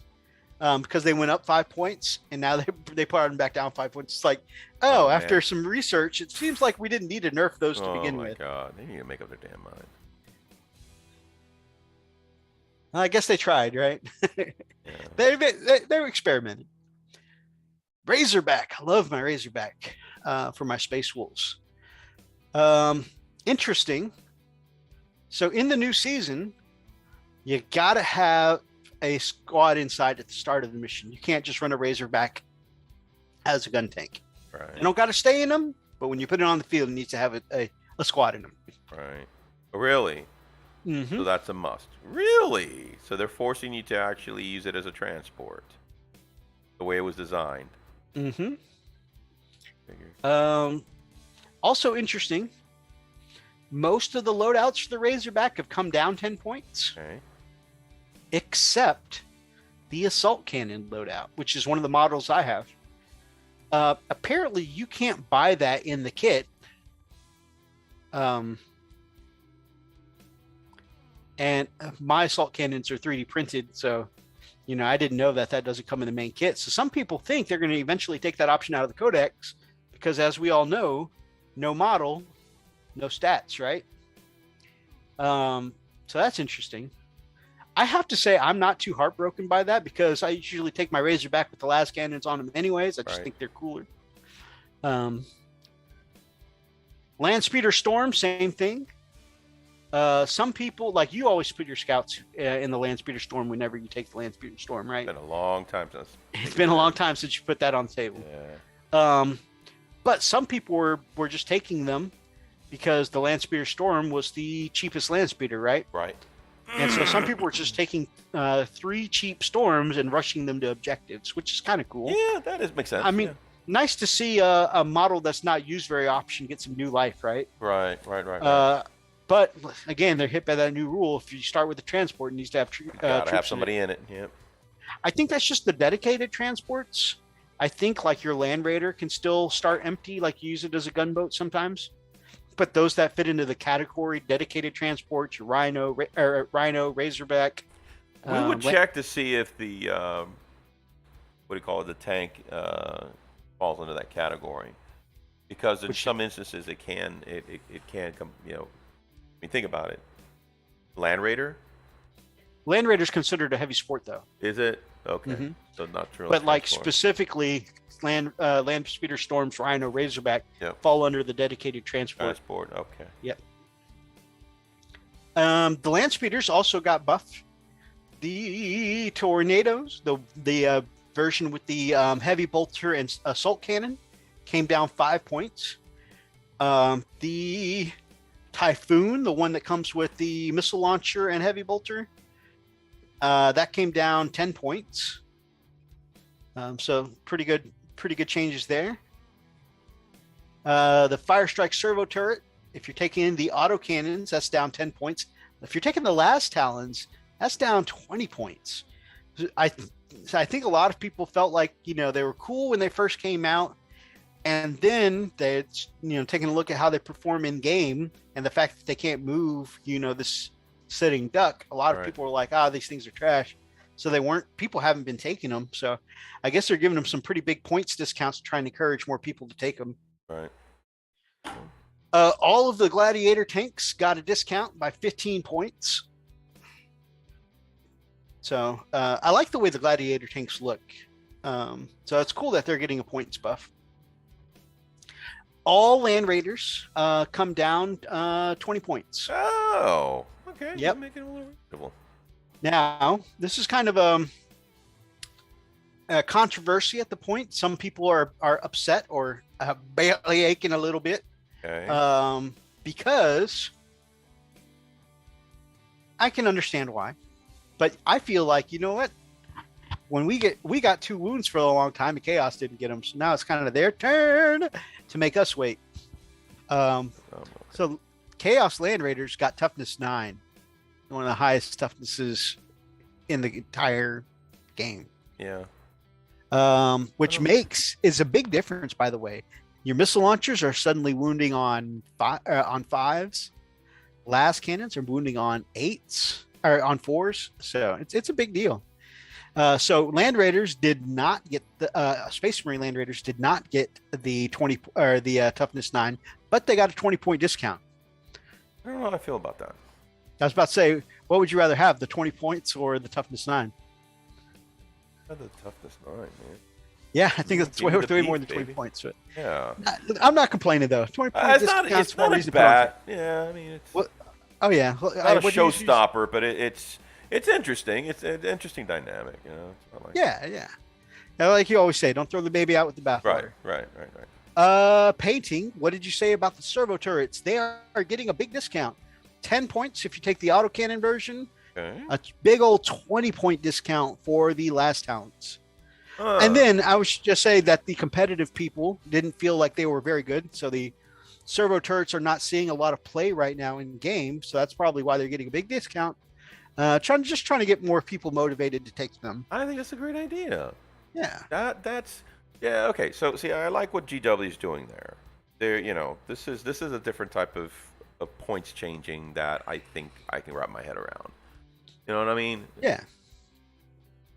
It's not like, okay, we're going to put the screws on this guy and then we're going to just buff the living hell out of this other one. It's like, well. Don't you start with me, Mythos. I mean, not us. Oh, okay. Who gets the shaft this time? So Tau and Nids have been busting balls lately, left and right, Yeah. and they got hit hard by these points updates. Really? Oh, and on top of why, that, though? I mean, those Tau crisis suits, yes, sir. the smaller robots, Yes, sir. they lost the core keyword, so they don't get the rerolls and stuff like that. Oh, they must have been really tearing ass out there then. Big D says his Tau list went up 371 points. Woo. Thanks, Mythos. I like my servo turret. They are cool looking models. Good lord. I really want to get and paint one at some point, probably for my ultras. I don't feel like their playstyle kind of really fits my Space Wolves or my White Scars, so I think my Ultramarines. Or I am intentionally making my Blood Angels dual purpose because it's easier to use 30K models and 40K than vice versa. So I am probably going to make my 30K army a playable 40K army. And so I might do some stuff like maybe put the Fire Strike Servo Turret in my Blood Angels. Ultras or Blood Angels. We'll see. Blood Angels. But yeah. They are cool looking. Absolutely. The only thing I don't like, and that's because I've got an ocular phobia, I don't like the wire plugged directly into the Space Marine's eye socket. So, I'll probably do a head swap there because it freaks me out. But that's just a me thing.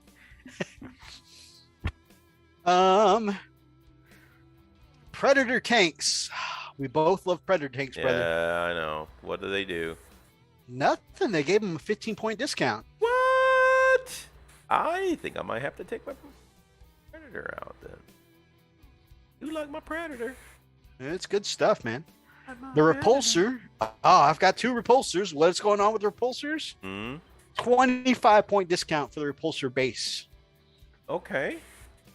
35-point discount for the executioner. What? Which, thanks to a certain someone, I'll be having a executioner configuration for my Space Wolf soon.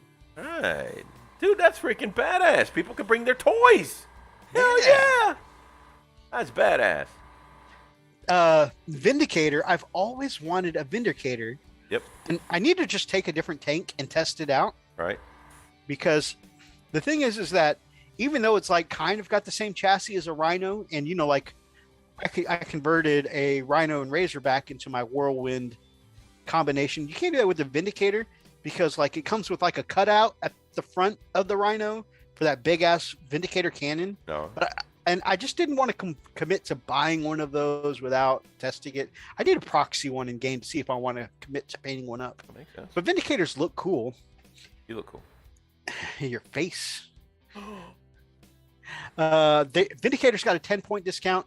130 points with the Siege Shield now. Siege Shield, you get a 2-up save on a freaking tank with that Armor of Contempt rules. That makes it one of the tankiest vehicles in the Space Marine Codex. Siege Shield and Armor of Contempt. So it might be worth trying out now. I've always loved the look of the Vindicator. That big ass shield in front of that big ass cannon. Yep. It's a cool looking tank, man. Storm Raven gunship. Really? Storm Raven is got a 30-point discount. It's only 260 now. Before it was almost 300 points. Okay. And I was like, oh, that's too much. That's a big Mamma Jamma too. That's the one that can transport a Dreadnought. Yeah. Dude, and I'm painting up Murderfang right now. Oh. I told you that's what I've been wanting to do for years now is drop Murderfang on somebody's back line and just, Murderfang. Piss in their weenies. Why am I treating Murderfang like a Pokemon? Murderfang, use Weedy Piss. It was super effective. Oh my god. He's really doing it. How is he?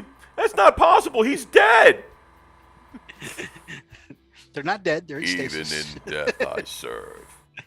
Oh! Oh, that's not piss. Oh, that's disgusting.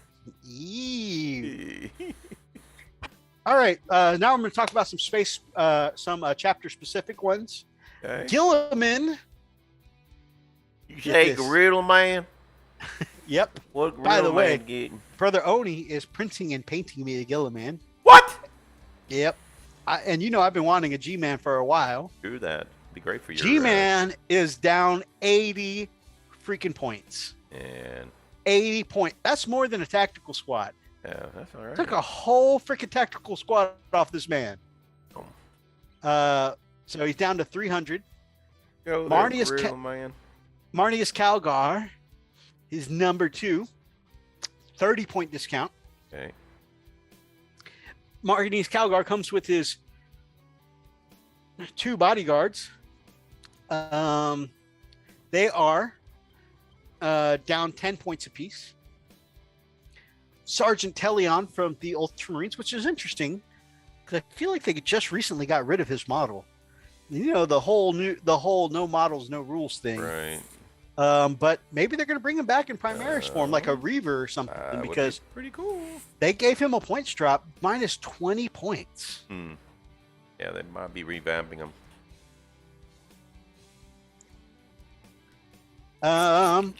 If you play Salamanders, Adrax Agatone, the big ass Primaris guy, is down 15 points to 130. Damn.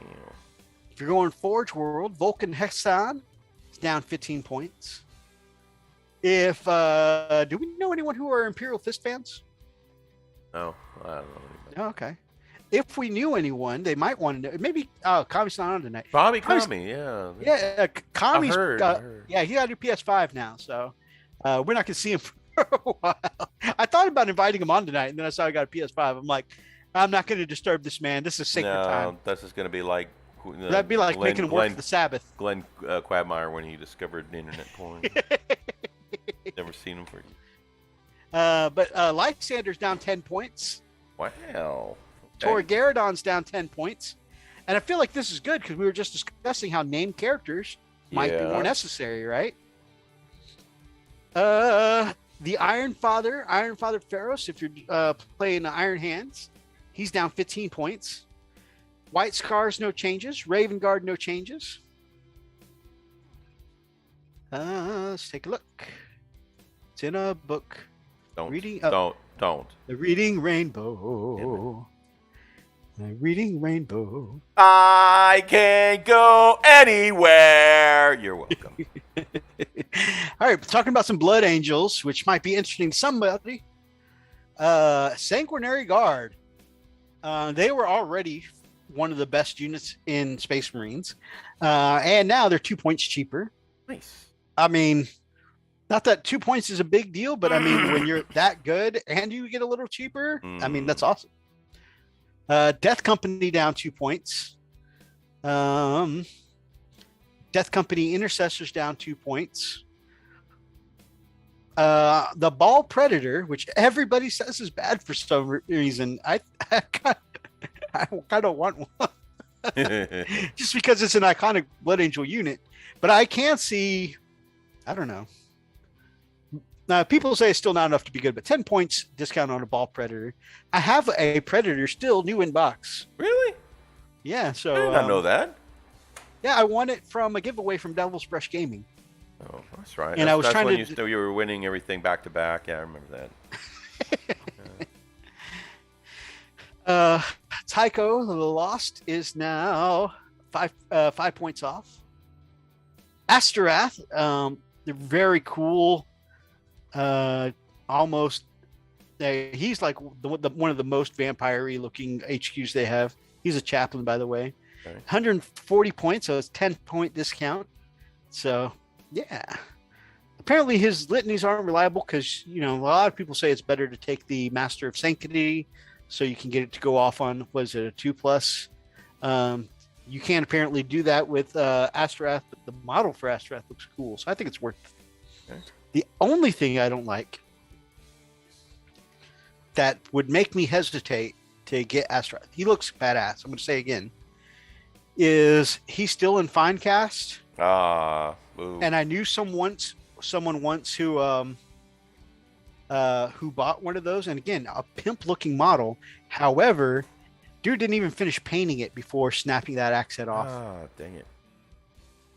Ball Predator is good for 30k. I didn't know you could take the Ball Predator in 30k. That's cool. Yeah, Assault Cannon is supposed to be great in 30K. So yeah. Talking about your boys, the Black Templars. Woohoo! The Primaris Crusader Squad base points are unchanged, but their war gear becomes free. Free auto bolt rifles, the Pyre pistol, the Sword Brothers sword and axe are now 5 points discount. Power fists are 10-point discounted, and that huge flamer they have, the Pyre Blaster, Yes, sir. 5-point discount. Wow. So like, even though their base points are unchanged, their discount from the war gear is nice. Nice.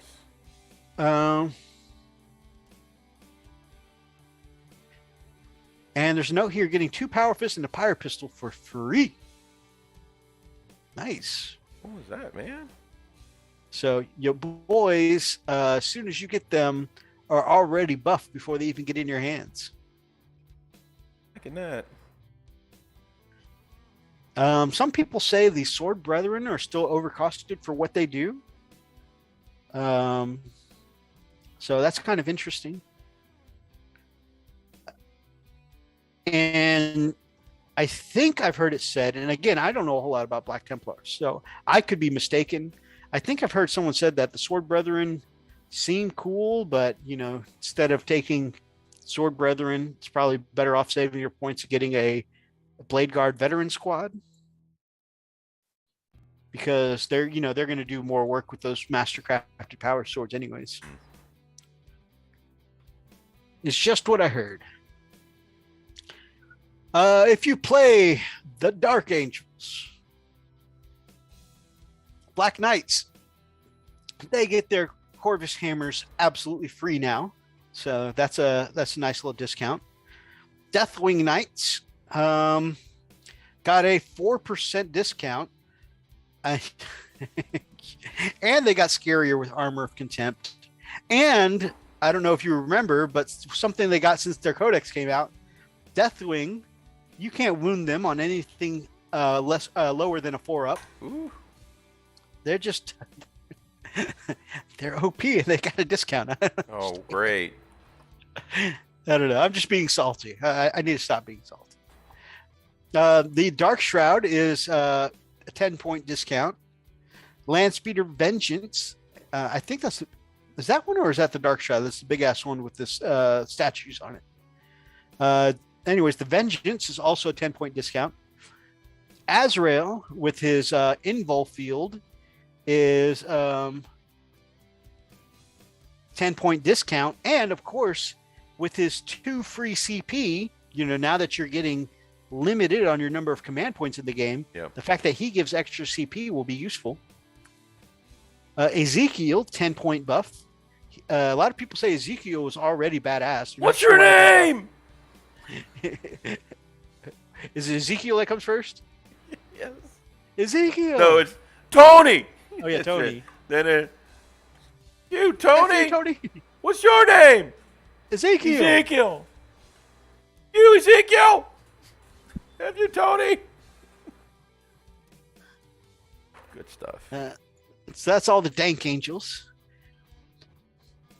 Death Watch. Kill Team Cassius got a 20-point discount. Kill Team Specialisms, 5-point discount. Of course, my boys, the Wolves. Rep. Skyclaws, 18 points now. That's a 2-point discount. The Hounds of Mordecai. Somebody take those? 2-point discount. The Stormfangs and the Storm Wolf, 30-point discounts. I am loving that, because I was like, it's been hard for me to justify spending 300 points on a flyer. It's just so many points, especially, arguably, for me, Xiphon's like 200 or 220, I think, and more effective. It's been hard for me to justify. But now at 250, it's much closer in points to the Xiphon. So, Aryak, my boy, 10-point discount. Canis, my very first named HQ, 10-point discount. Harold, in his freaking lawn chair with a beer. 10-point discount. Harold Death. So some good discounts there. Yeah. And again, such a great time for it now that named characters are going to be more useful, because they come with their free warlord traits and relics. So I am looking at maybe putting my Herald and Canis back on. I'm actually taking. It's funny. It's named here. I'm actually taking Arjac and Canis tomorrow. Okay. Mostly because I hadn't taken them in forever. All right. So that'll be cool. I actually didn't realize those they were getting discounted soon. Epic. They're not discounted in tomorrow's list because Battlescribe hasn't updated yet. Yeah. So I'm not. I'm just saying I'm not taking them because I've saved some points here. If you have Space Marine Forge World stuff, the Astraeus is now 50% discount, or 50 points discounted. Okay. Spartan, if you know anyone who's getting a Spartan for 30K, maybe they'll use it in 40K. If they are, because that new plastic Spartan is out. It's juicy. It's delicious. 40 point discount. The Javelin Attack Speeder. I kind of want to get one of those for my White Scars, but again, it's so hard for me to find fast attack slots. But the Javelin Forge World Speeder just looks so damn good. I'll probably break down and get one for my White Scars. I know you will. But anyways, the Javelin is down 10 points. The Land Speeder Tempest is down 5 points. I think that's the one that's got like the shield on the front. Yeah, I think so. The enclosed cabin. I think that's amazing, dude. There's a lot of really good discounts. Lots of there. discounts, yeah. Land Raider Achilles, 30-point discount. Land Raider Proteus, which, if you guys have seen the leaks, a lot of people saying the Proteus is coming in plastic. 15-point discount. Okay, 15 points off of a Land Raider's not big news, but hey, it's a discount. I don't know what a Cerberus is. If anybody knows, I bet Big D knows. What's Cerberus in Forge World or 30K? A big ass tank, the Falchion, is 550 points, now a 50 point discount. The big ass, you remember Thomas's like transport this size for Space Marines that holds like 50 models or something? I think it's 20, but it's called a Mastodon. Yeah. It's 50 points cheaper now. Yeah. Brother Thomas will be able to play that. And then a Typhon is 30 points discount. And I think those are all the Space Marines points drops. If you guys have seen any, let me know that I missed. That's actually very nice. Lots of buffs for orcs, for Space Marines. Yep. I'm going to talk about some of the orcs buffs too. Then eventually I'll probably get back to painting someday. He's stalling. Troops. Okay, even though I've been taking them the last couple of games because I think Grots are just so characterful and nice to sit on a back objective or whatever. But Grots are down to 4 points. Oh. They're now just 4 points apiece. That's only a 1 point discount, but it always bothered me that Thomas, will you get a chance to throw some pictures of your Mastodon up in the group chat, man? Cerberus is a weird cannon tank destroyer. Interesting. But I always had a problem with Grots being 5 points apiece, the same cost as an Imperial Guardsman. I'm like, a Guardsman is just so much better than a Grot. I don't understand why they're the same points cost. It's good, though, that they're down to 4 points, which makes a squad of 10 of them 40 points. That's awesome for a back objective holding, squad. Boys are down a point too, which is nice. So that means if you're now that they're 8 points, squad of 10 of 8 boys, that's like what, 80 points now? That's not bad at all. Beast Snagga boys went down a point too. They're so good. I have to say, I've loved the Snagga boys since they came out, just from their looks. However, like Freakacine, since the last couple games, those Beast Snagga boys have really started proving their usefulness to me Yeah. in my play style over the regular boys. Yep. So yeah, 1 point a model off of Beast Snagga boys and regular boys and Gretchen. So, I mean, that's just bodies right there. You know, for every 10 boys you take, that's, you know, an extra boy. Check this photo. Oh yeah, that's awesome. That is a tattooed on the fake skin, on the practice skin, but that is a tattoo of a portrait. It's incredible. Yeah, she did that. That's crazy. I saw that on her Yeah, Facebook that's page. insane. It's incredible. All right, he's done. Freaking done. He's That's done. I'm Oh, done you with it. based him up. Yep, I'm not the greatest, but that's all I wanted. I wanted something simple and. Is he coming to the party Oh tomorrow? yeah, yeah, you bet your ass. Oh, Hell yeah. Oh, you even decaled him. yeah, told you, man.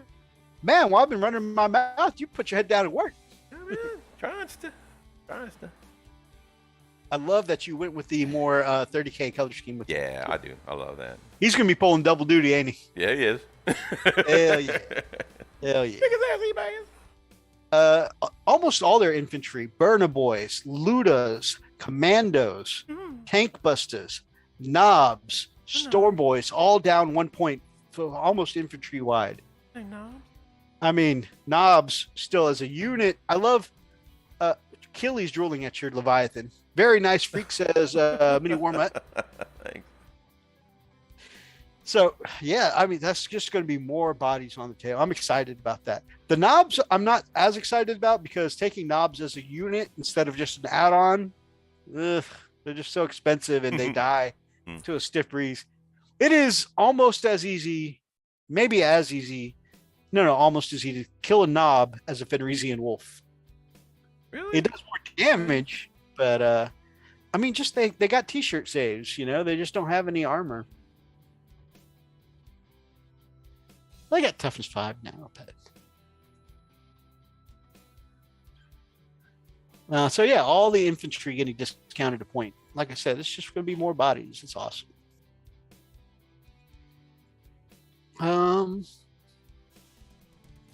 What else? Vehicles.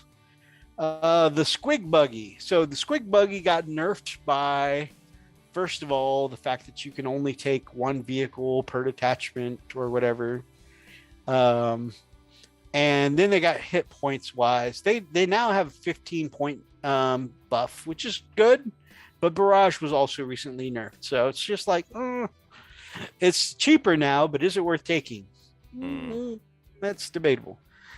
Later, Warmut. See you Sunday, man. All right, bud. The Kill Rig. That's the one with the Psyker on top and that big ass squig pulling the cart. Yep. Looks like a freaking rhino leading the charge. It got a 20 point discount, so that's pretty cool. And if you're playing the big ass 700 point Stompa, it's getting a 50. They unnerfed the buggies. Oh, did they? Can you take a boatload of them now again? No, that would be news to me. I didn't see that. But if you're taking one of the 700 point Stompas, you're going to get that cheaper. It's 50 points off. Special characters.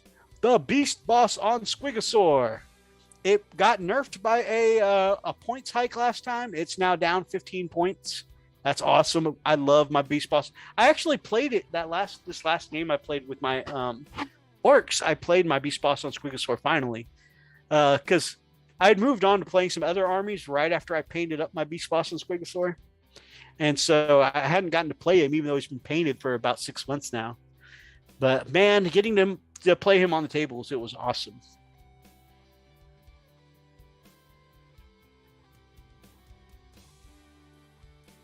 Three models, not one unit.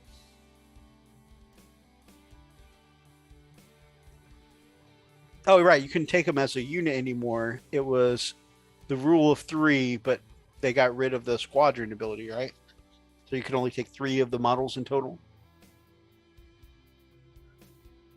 And then Makari got discounted 5 points. So 50 points, you got a Grot with a 2-up invul save and a 6-up feel no pain aura. So Makari is even cheaper. I like taking Makari. It's just like having a better Doc Grot. Grot. Grot. Pain Boy. Oh. Jesus. Words are hard. English is harder.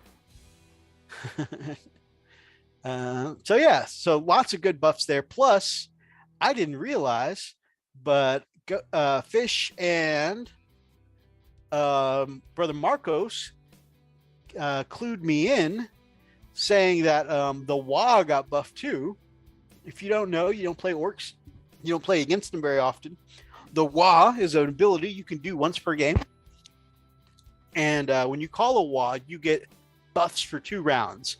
The first one's usually the stronger, and the second turn you retain some of that strength, but not all of it. So, calling the Wa. Orcs core and Orcs character units from your army are eligible to declare charge even if they advanced. Boom. Add 1 to the strength and number of attacks to all of your orcs in the army. And for the first turn, they also have a 5-up feel no pain or invulnerable save. So, I mean, that's a lot of buffs. And then the second round, they lose some of those, but they still get the +1 to the attacks and strength, and they still have the 6-up feel no pain.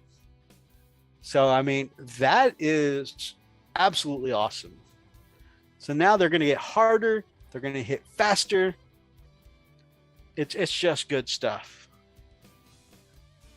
Yeah, invul saves. So that means, okay, check this out. They're already Beast Naga boys already strength 5, right? Then they call the Wa +1 strength, right? Strength 6. Then they I play Goths, so they get +1 on the charge, +1 strength on the charge again. Strength 7. They are hitting with basic choppas as hard as autocannon hits. Holy crap. And if I surround them with a full squad of 20, that is 20 boys laying the smackdown at strength 7 autocannon hits. Bang, bang, bang, bang, bang, bang, bang. They can threaten most vehicles now. I think about it, dude. Like a Rhino, a Razorback. Most of the vehicle, most dreadnoughts, they're wounding on 4s. They are actually a serious threat to vehicles now. Marco says, Goths! Hell yeah.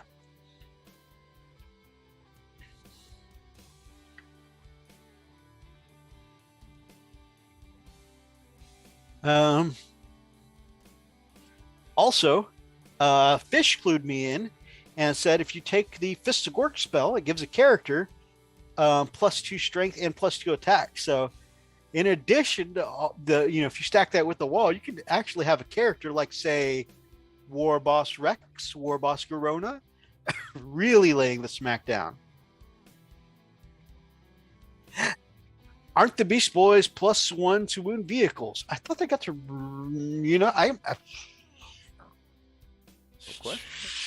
I mean, of course I know, because, I'm an orc guy. It's really, you would even ask me. I mean, I just need a second to recall to my memory.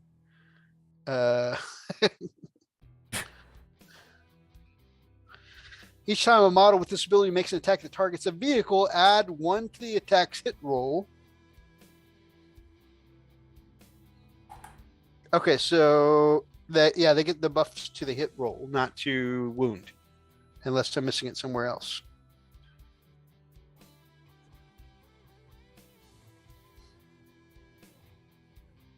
Let's see what rules. Here we go, mob rule. So it looks like not to wound, it's to hit the vehicles.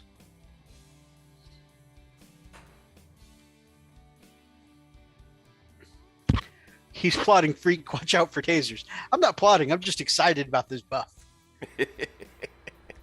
I almost pulled him out for my game with Atlas next week, but then he reminded me that his guard hadn't faced my Space Wolves this edition, and I was like, "Well, that's a crying shame." Couldn't remember, just knew there was a buff. Gotcha. I mean, but still, that's going to make them ridiculously good at hitting vehicles now. All right. Rolling against this Rhino, hitting on 2s, wounding on 4s. It's good stuff. Good stuff. And then imagine if I get off that what is it called? The one I usually cast for +1 extra attack. Oh, Warpath. Imagine if I get off Warpath too.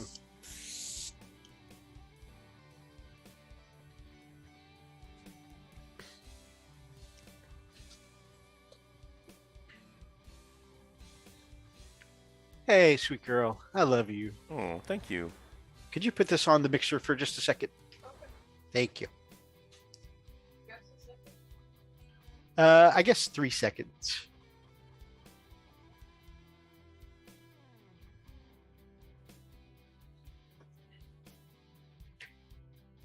Thank you, beautiful.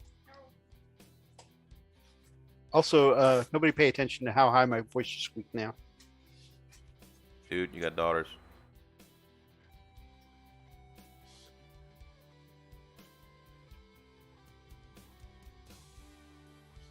Yes.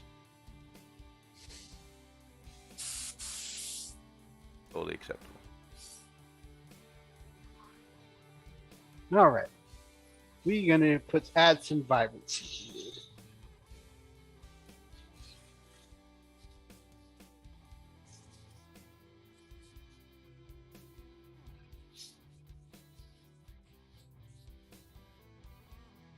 I don't know. I don't think I have many children of the 90s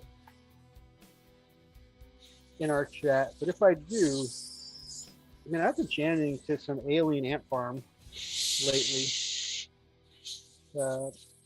Their cover of Smooth Criminal movies. I've been enjoying it.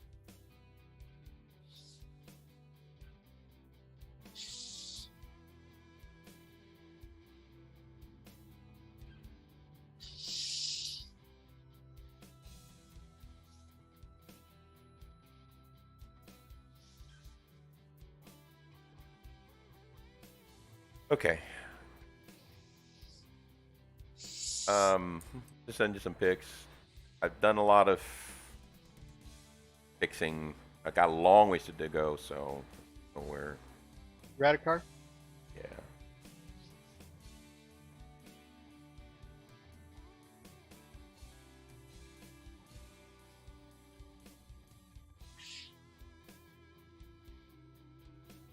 I want you to be free.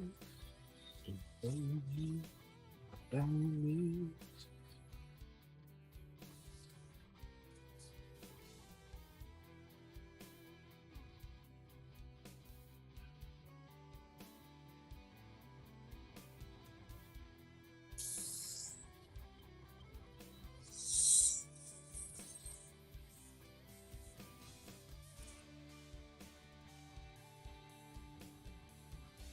Okay, I am happier with the way this red is turning out now. It's still got that depth. Oh, can I get the very bottom of this plate? Right there. Good stopping point.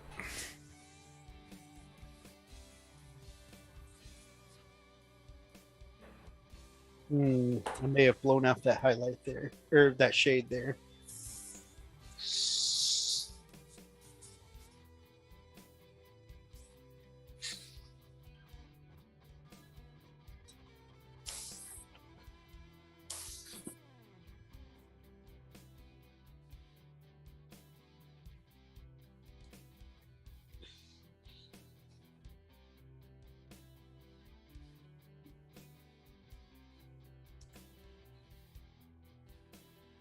I think I'm just going to blue tack this arm on because my plan is eventually to use these Mark IVs for a heavy weapons unit. But I'm still going to paint it up for the test scheme.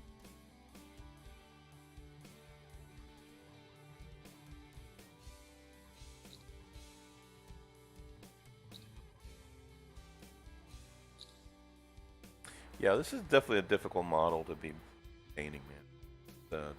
Definitely a challenge. Painting red armor is more of a challenge than I expected it to be. Not that I expected it to be. Oh, that's actually looking really good, dude. Not that I expected painting Blood Angels to be easy. I just wasn't expecting one specific color and its shading to really throw me off like this. Right. Dude, I don't know what you're talking about, man. This is badass. I love the blush in the face there.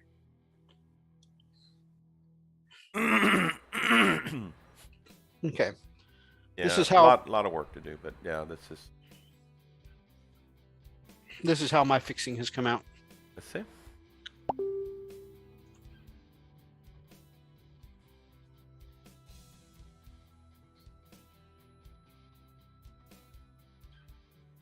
Oh God. Okay. Yeah. Yeah. I would stop. That looks really good. Oh, That looks really good. Yep, you got it right in the spots that you need it.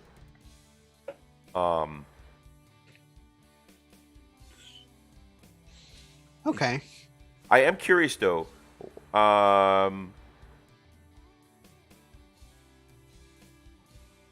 You didn't do any highlights on the backpack. Hmm? I said I don't see any highlights on the backpack.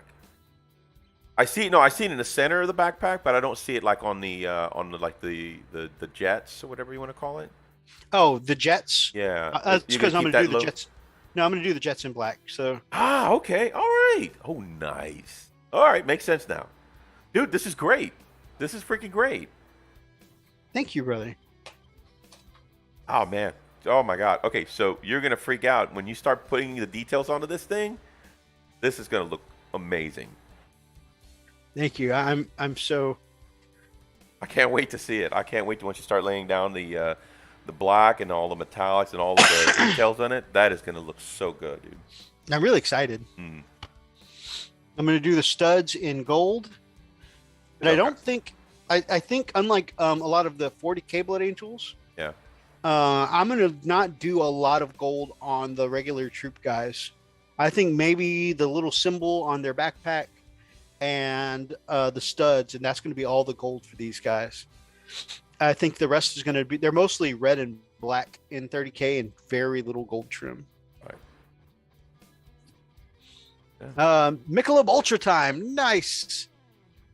Ooh. I am I was a Shinerbach kind of guy, but that's the kind of man I was. Oh, you got to be off the stuff now too, huh? No. Well, yeah, I have to. I mean, it's gonna be a while. So I think I'm all coffee. Think I'm going to split my Oh, sorry. Knight helm and get it to fit my Asterius head. Oh, that's cool.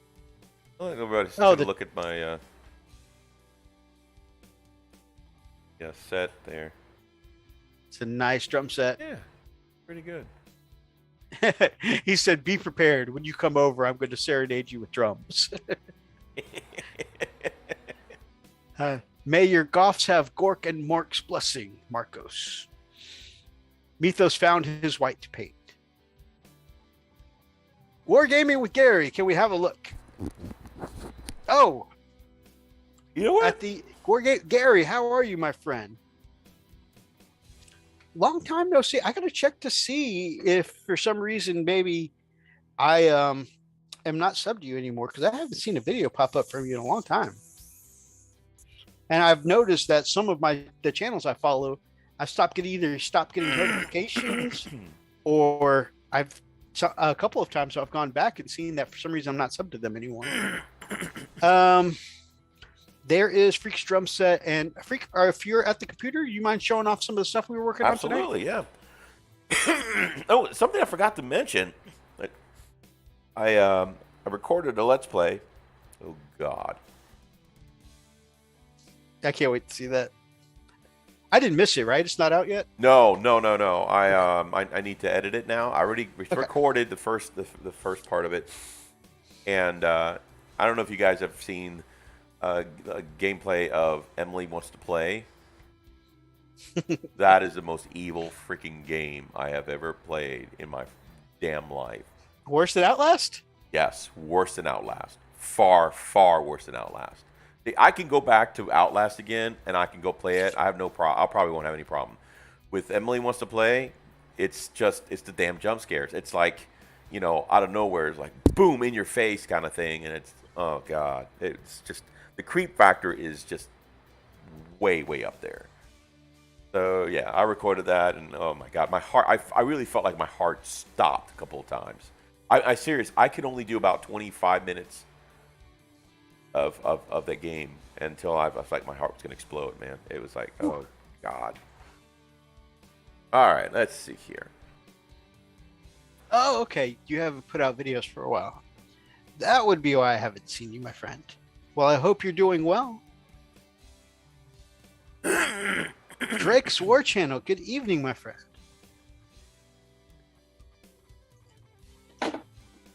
Look at all these legends in tonight. Okay, let's see here. Hope you're all doing well tonight.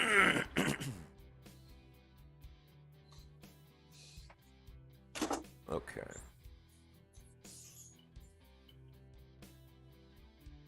There we go. Get it.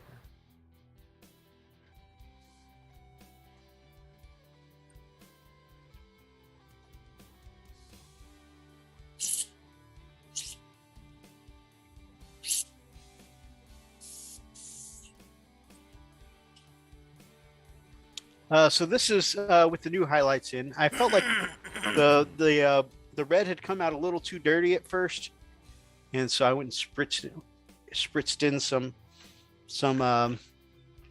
Mephiston red to brighten it up.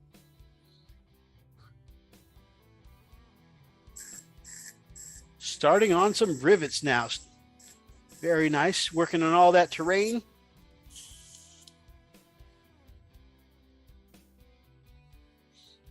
So next will be to go and start. This is gonna look good. Start adding in some of the details.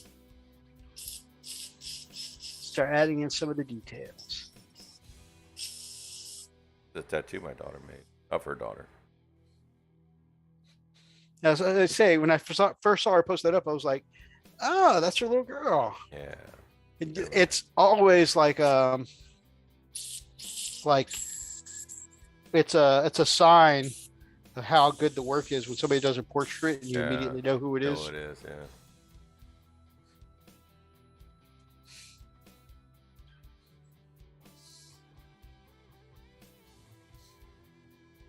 This is so far what I've done with Radicar. We got a long ways to go. So much work. So much work. And this, for those that don't know, is a piece that friend of the channel and channel sponsor, Brother Oni, challenged him to a throwdown on. And Oni is not only our channel sponsor, but one of the best painters that we know. He's an amazing freaking painter. And oh God, no intro, Jesus. Okay. Thank you. Mythos, didn't you have some terrain commission Exodus Voice was doing for you? Yes, I did. Hopefully that'll be coming in.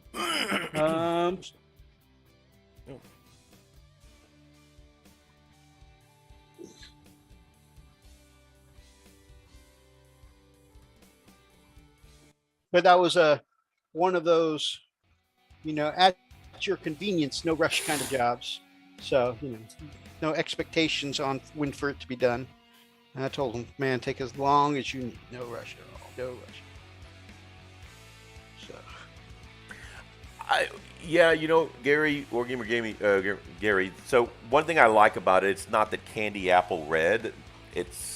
I love it. I love the way it looks, and I think once he puts all the details, it's gonna really, really look good. The highlights that he put on there, you can see that's what's gonna really stick out. Yeah, and it's a little bit brighter than it was reading on camera for some reason. However, yeah, it is not the super bright. And this because I really wanted to push the contrast with some dark areas and brighter areas. And this is just a test model. Ultimately, you know, after I put in the details and some basing to see if it's as bright as I want it, because I do want that bright, vibrant red armor, but I also want some dark shadowed areas. So it'll be you know, we'll see how it comes out in the wash.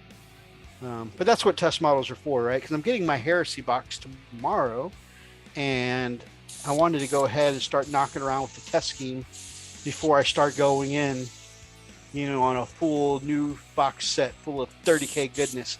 Oh, a piece of hobby goodness I did want to show. For Father's Day, this past Sunday, I have the best wife and kiddos. They took me out to dinner on Saturday night, and I got, you know, a double helping of steak dinner, medium rare, just the way I like it, nice bloody steak, you know, with all kinds of fixins. And then Sunday we went out to eat with my in-laws, but we ended up, usually we set aside the whole day for the in-laws, right? But we ended up not spending the whole day with them. And so they took me out again in the evening, and we went to Cracker Barrel, you know, and I got full up on their dumplings and biscuits, which I love so much, that I shouldn't be having because of diabetes, but it was a special day, so I just threw down on some dumplings. And when we got back, they hooked me up with my gifts, and I got, oh right, I need to turn my blur off.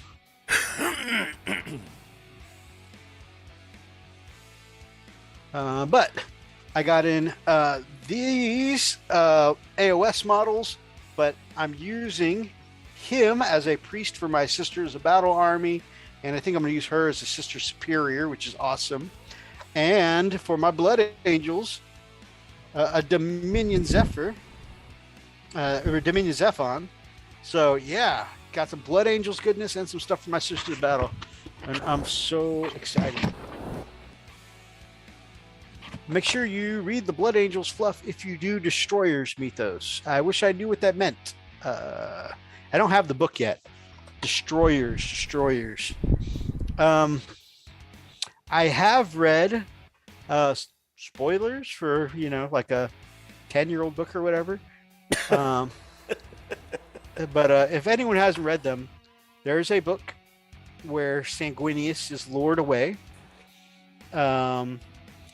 Promised. I totally agree. I often go for very bright candy red. This does look very nice. Thank you very much. Oh.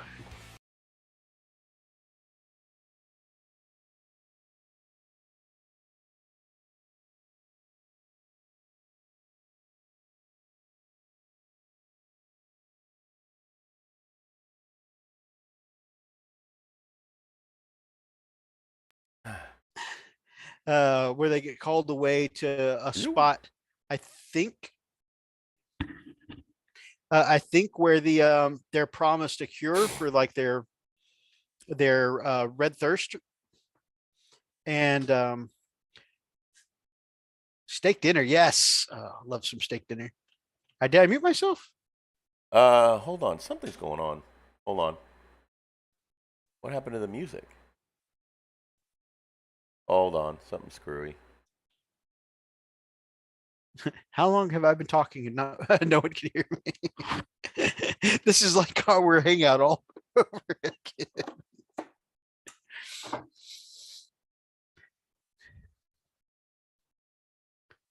For a minute. Dang it. Can I hear you? Uh, My headset unplugged, and I think that screwed everything up. I thought only Freak was talking tonight. Oh no.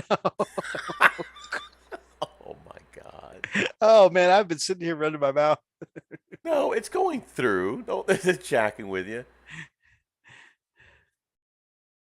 Let me see. Okay, we heard the steak and Cracker Barrel story. Okay, cool. Oh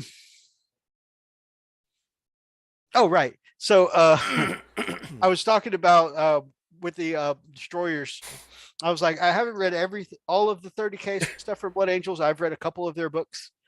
Most notably, and spoiler for like a 10-year-old book, there is a book where Sanguinius is promised if he goes to a certain sector of space, there might be a cure for the Red Thirst. Okay. If you haven't, I was lip reading. Oh, that's cool.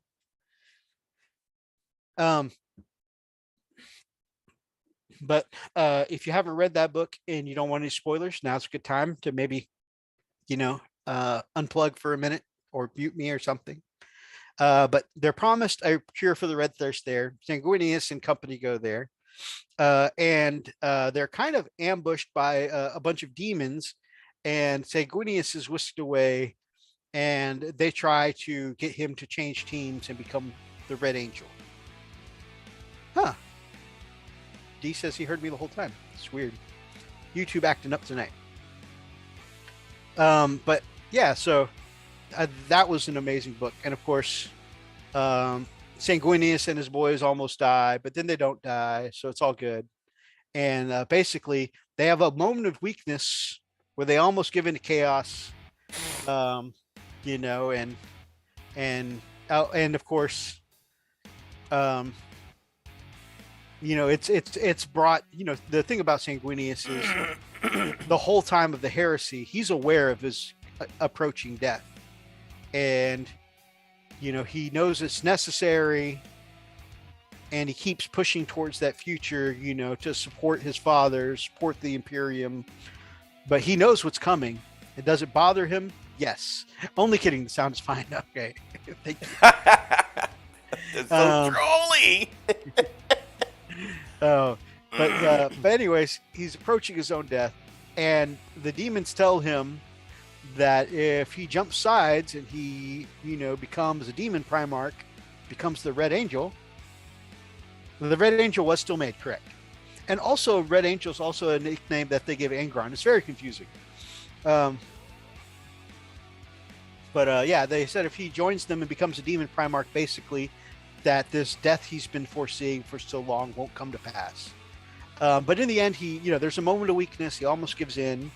And there's a moment there where, the whole thing, Sanguinius is such a strong psychic that, when he dies, his death is echoed across time and space, and all of his children, Blood Angels in all timelines, experience what it's like for him to die, right?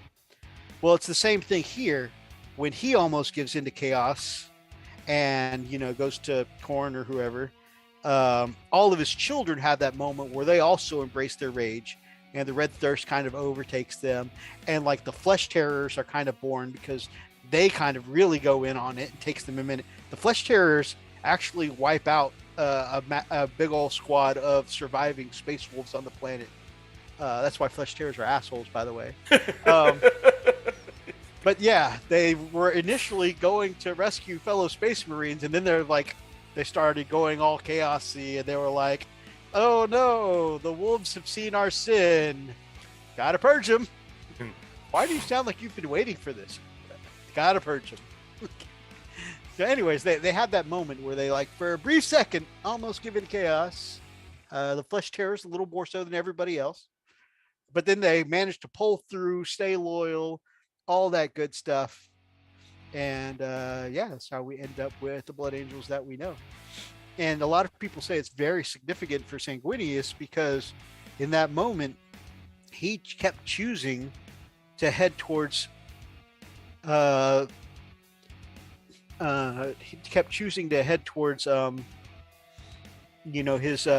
supporting his father and stuff like that, knowing not only that he was going to be giving up his life, but also knowing the psychic trauma his children would have to live through for generations upon generations to come.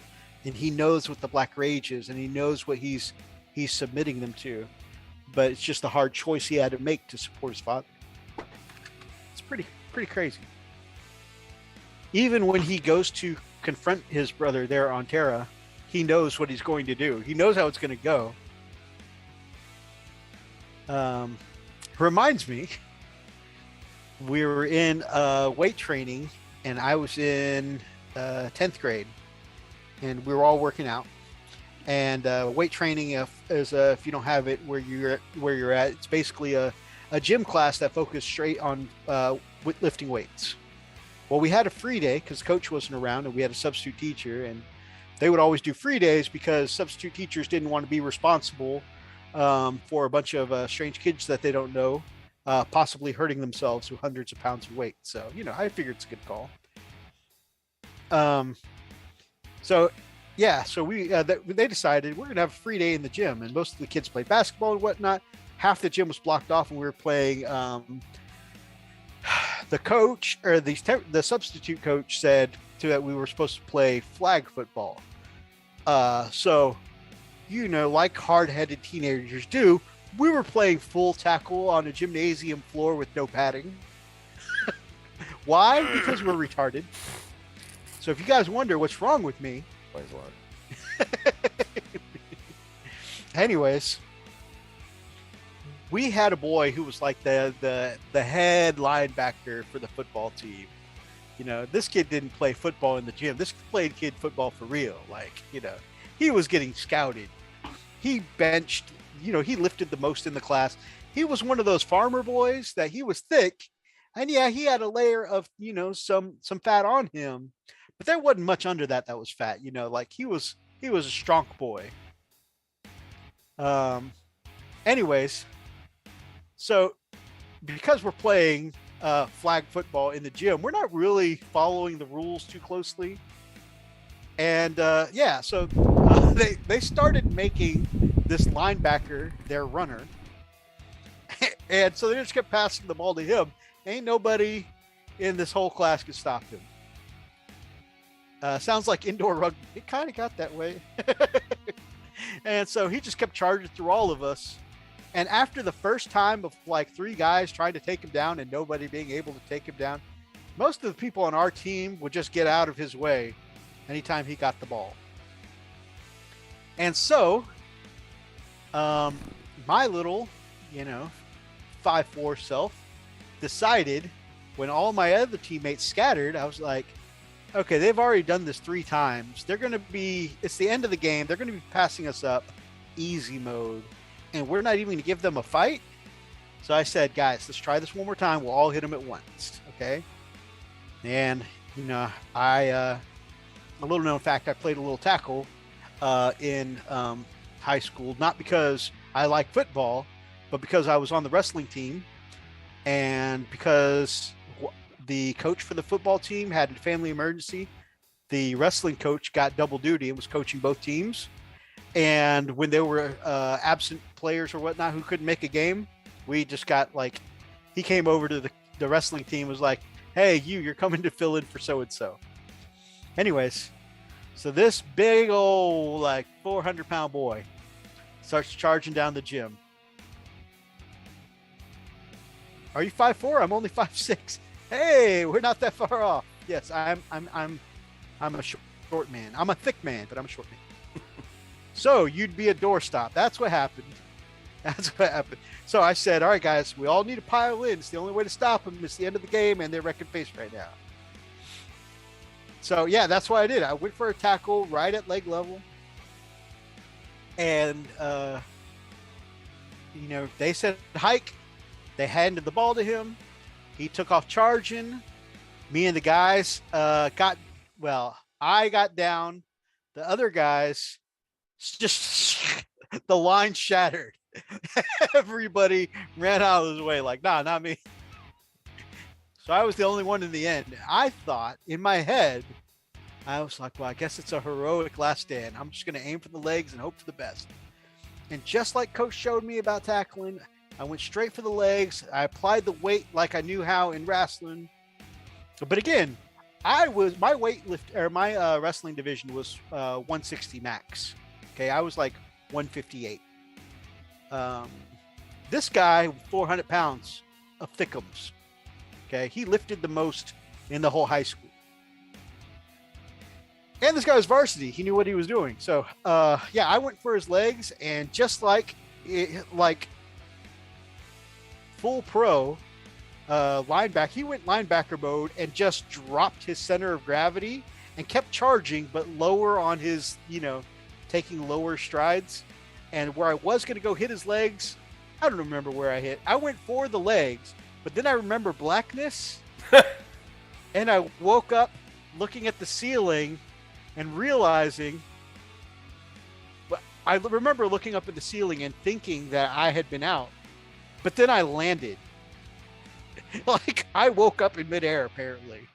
I just remember leaping forward and lunging for the legs, and I remember trying to do the things the coaches showed us, and I didn't do too bad typically when helping out on the football team, but against this guy, like, I tried using body mechanics, technique. I don't remember nothing.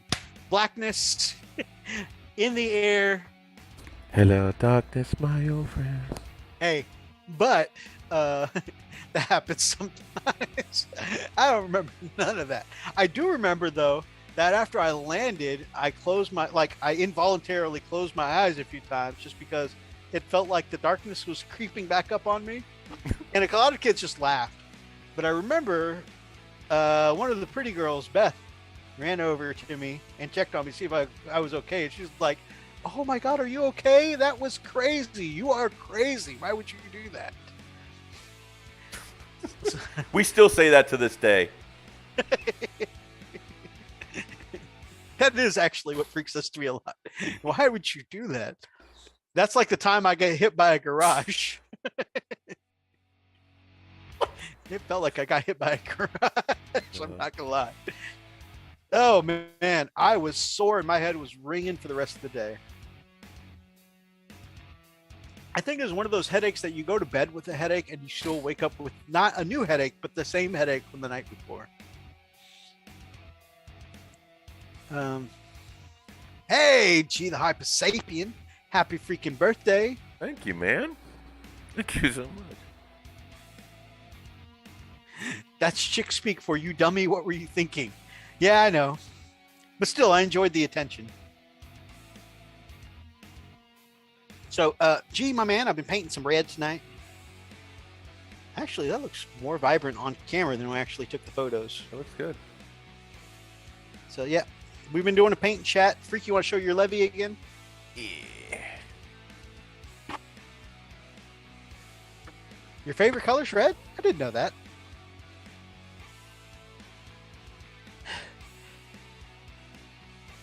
That levy looks so good, brother. Yeah. Got to go. See you again later, Gary. Great talking with you, brother. Hey, G says that's dope, brother. And it looks like you used what is known as a correct heat bloom.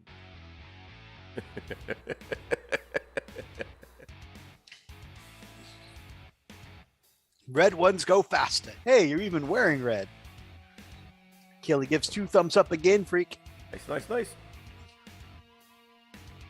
And I don't know if he told you, but Killy wants to get into 30K. Nice. Wants some 30K fists. Oh, very nice. A sexy beast. Yep. Work on there. All right. Well, guys, I know we're a little over, and sometimes we hang out a little bit longer. Vampire, yes, he paid up for vampire goodness.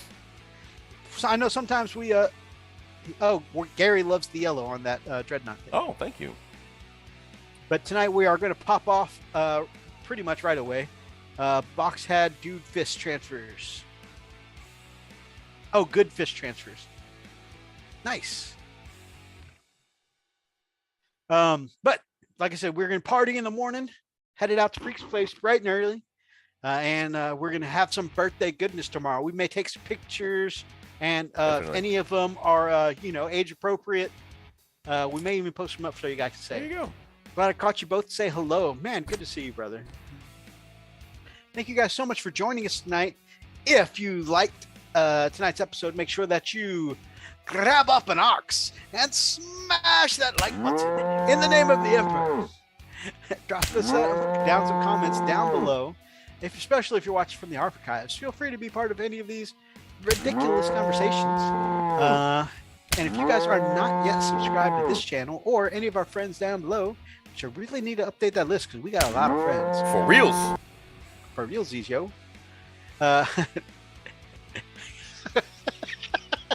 Age appropriate pictures, 50 plus. Oh, that would hurt my soul. We would love to have you as part of the pack here on The the Frosty geriatric Episode. version. So subscribe. Till next time, guys. Stay frosty.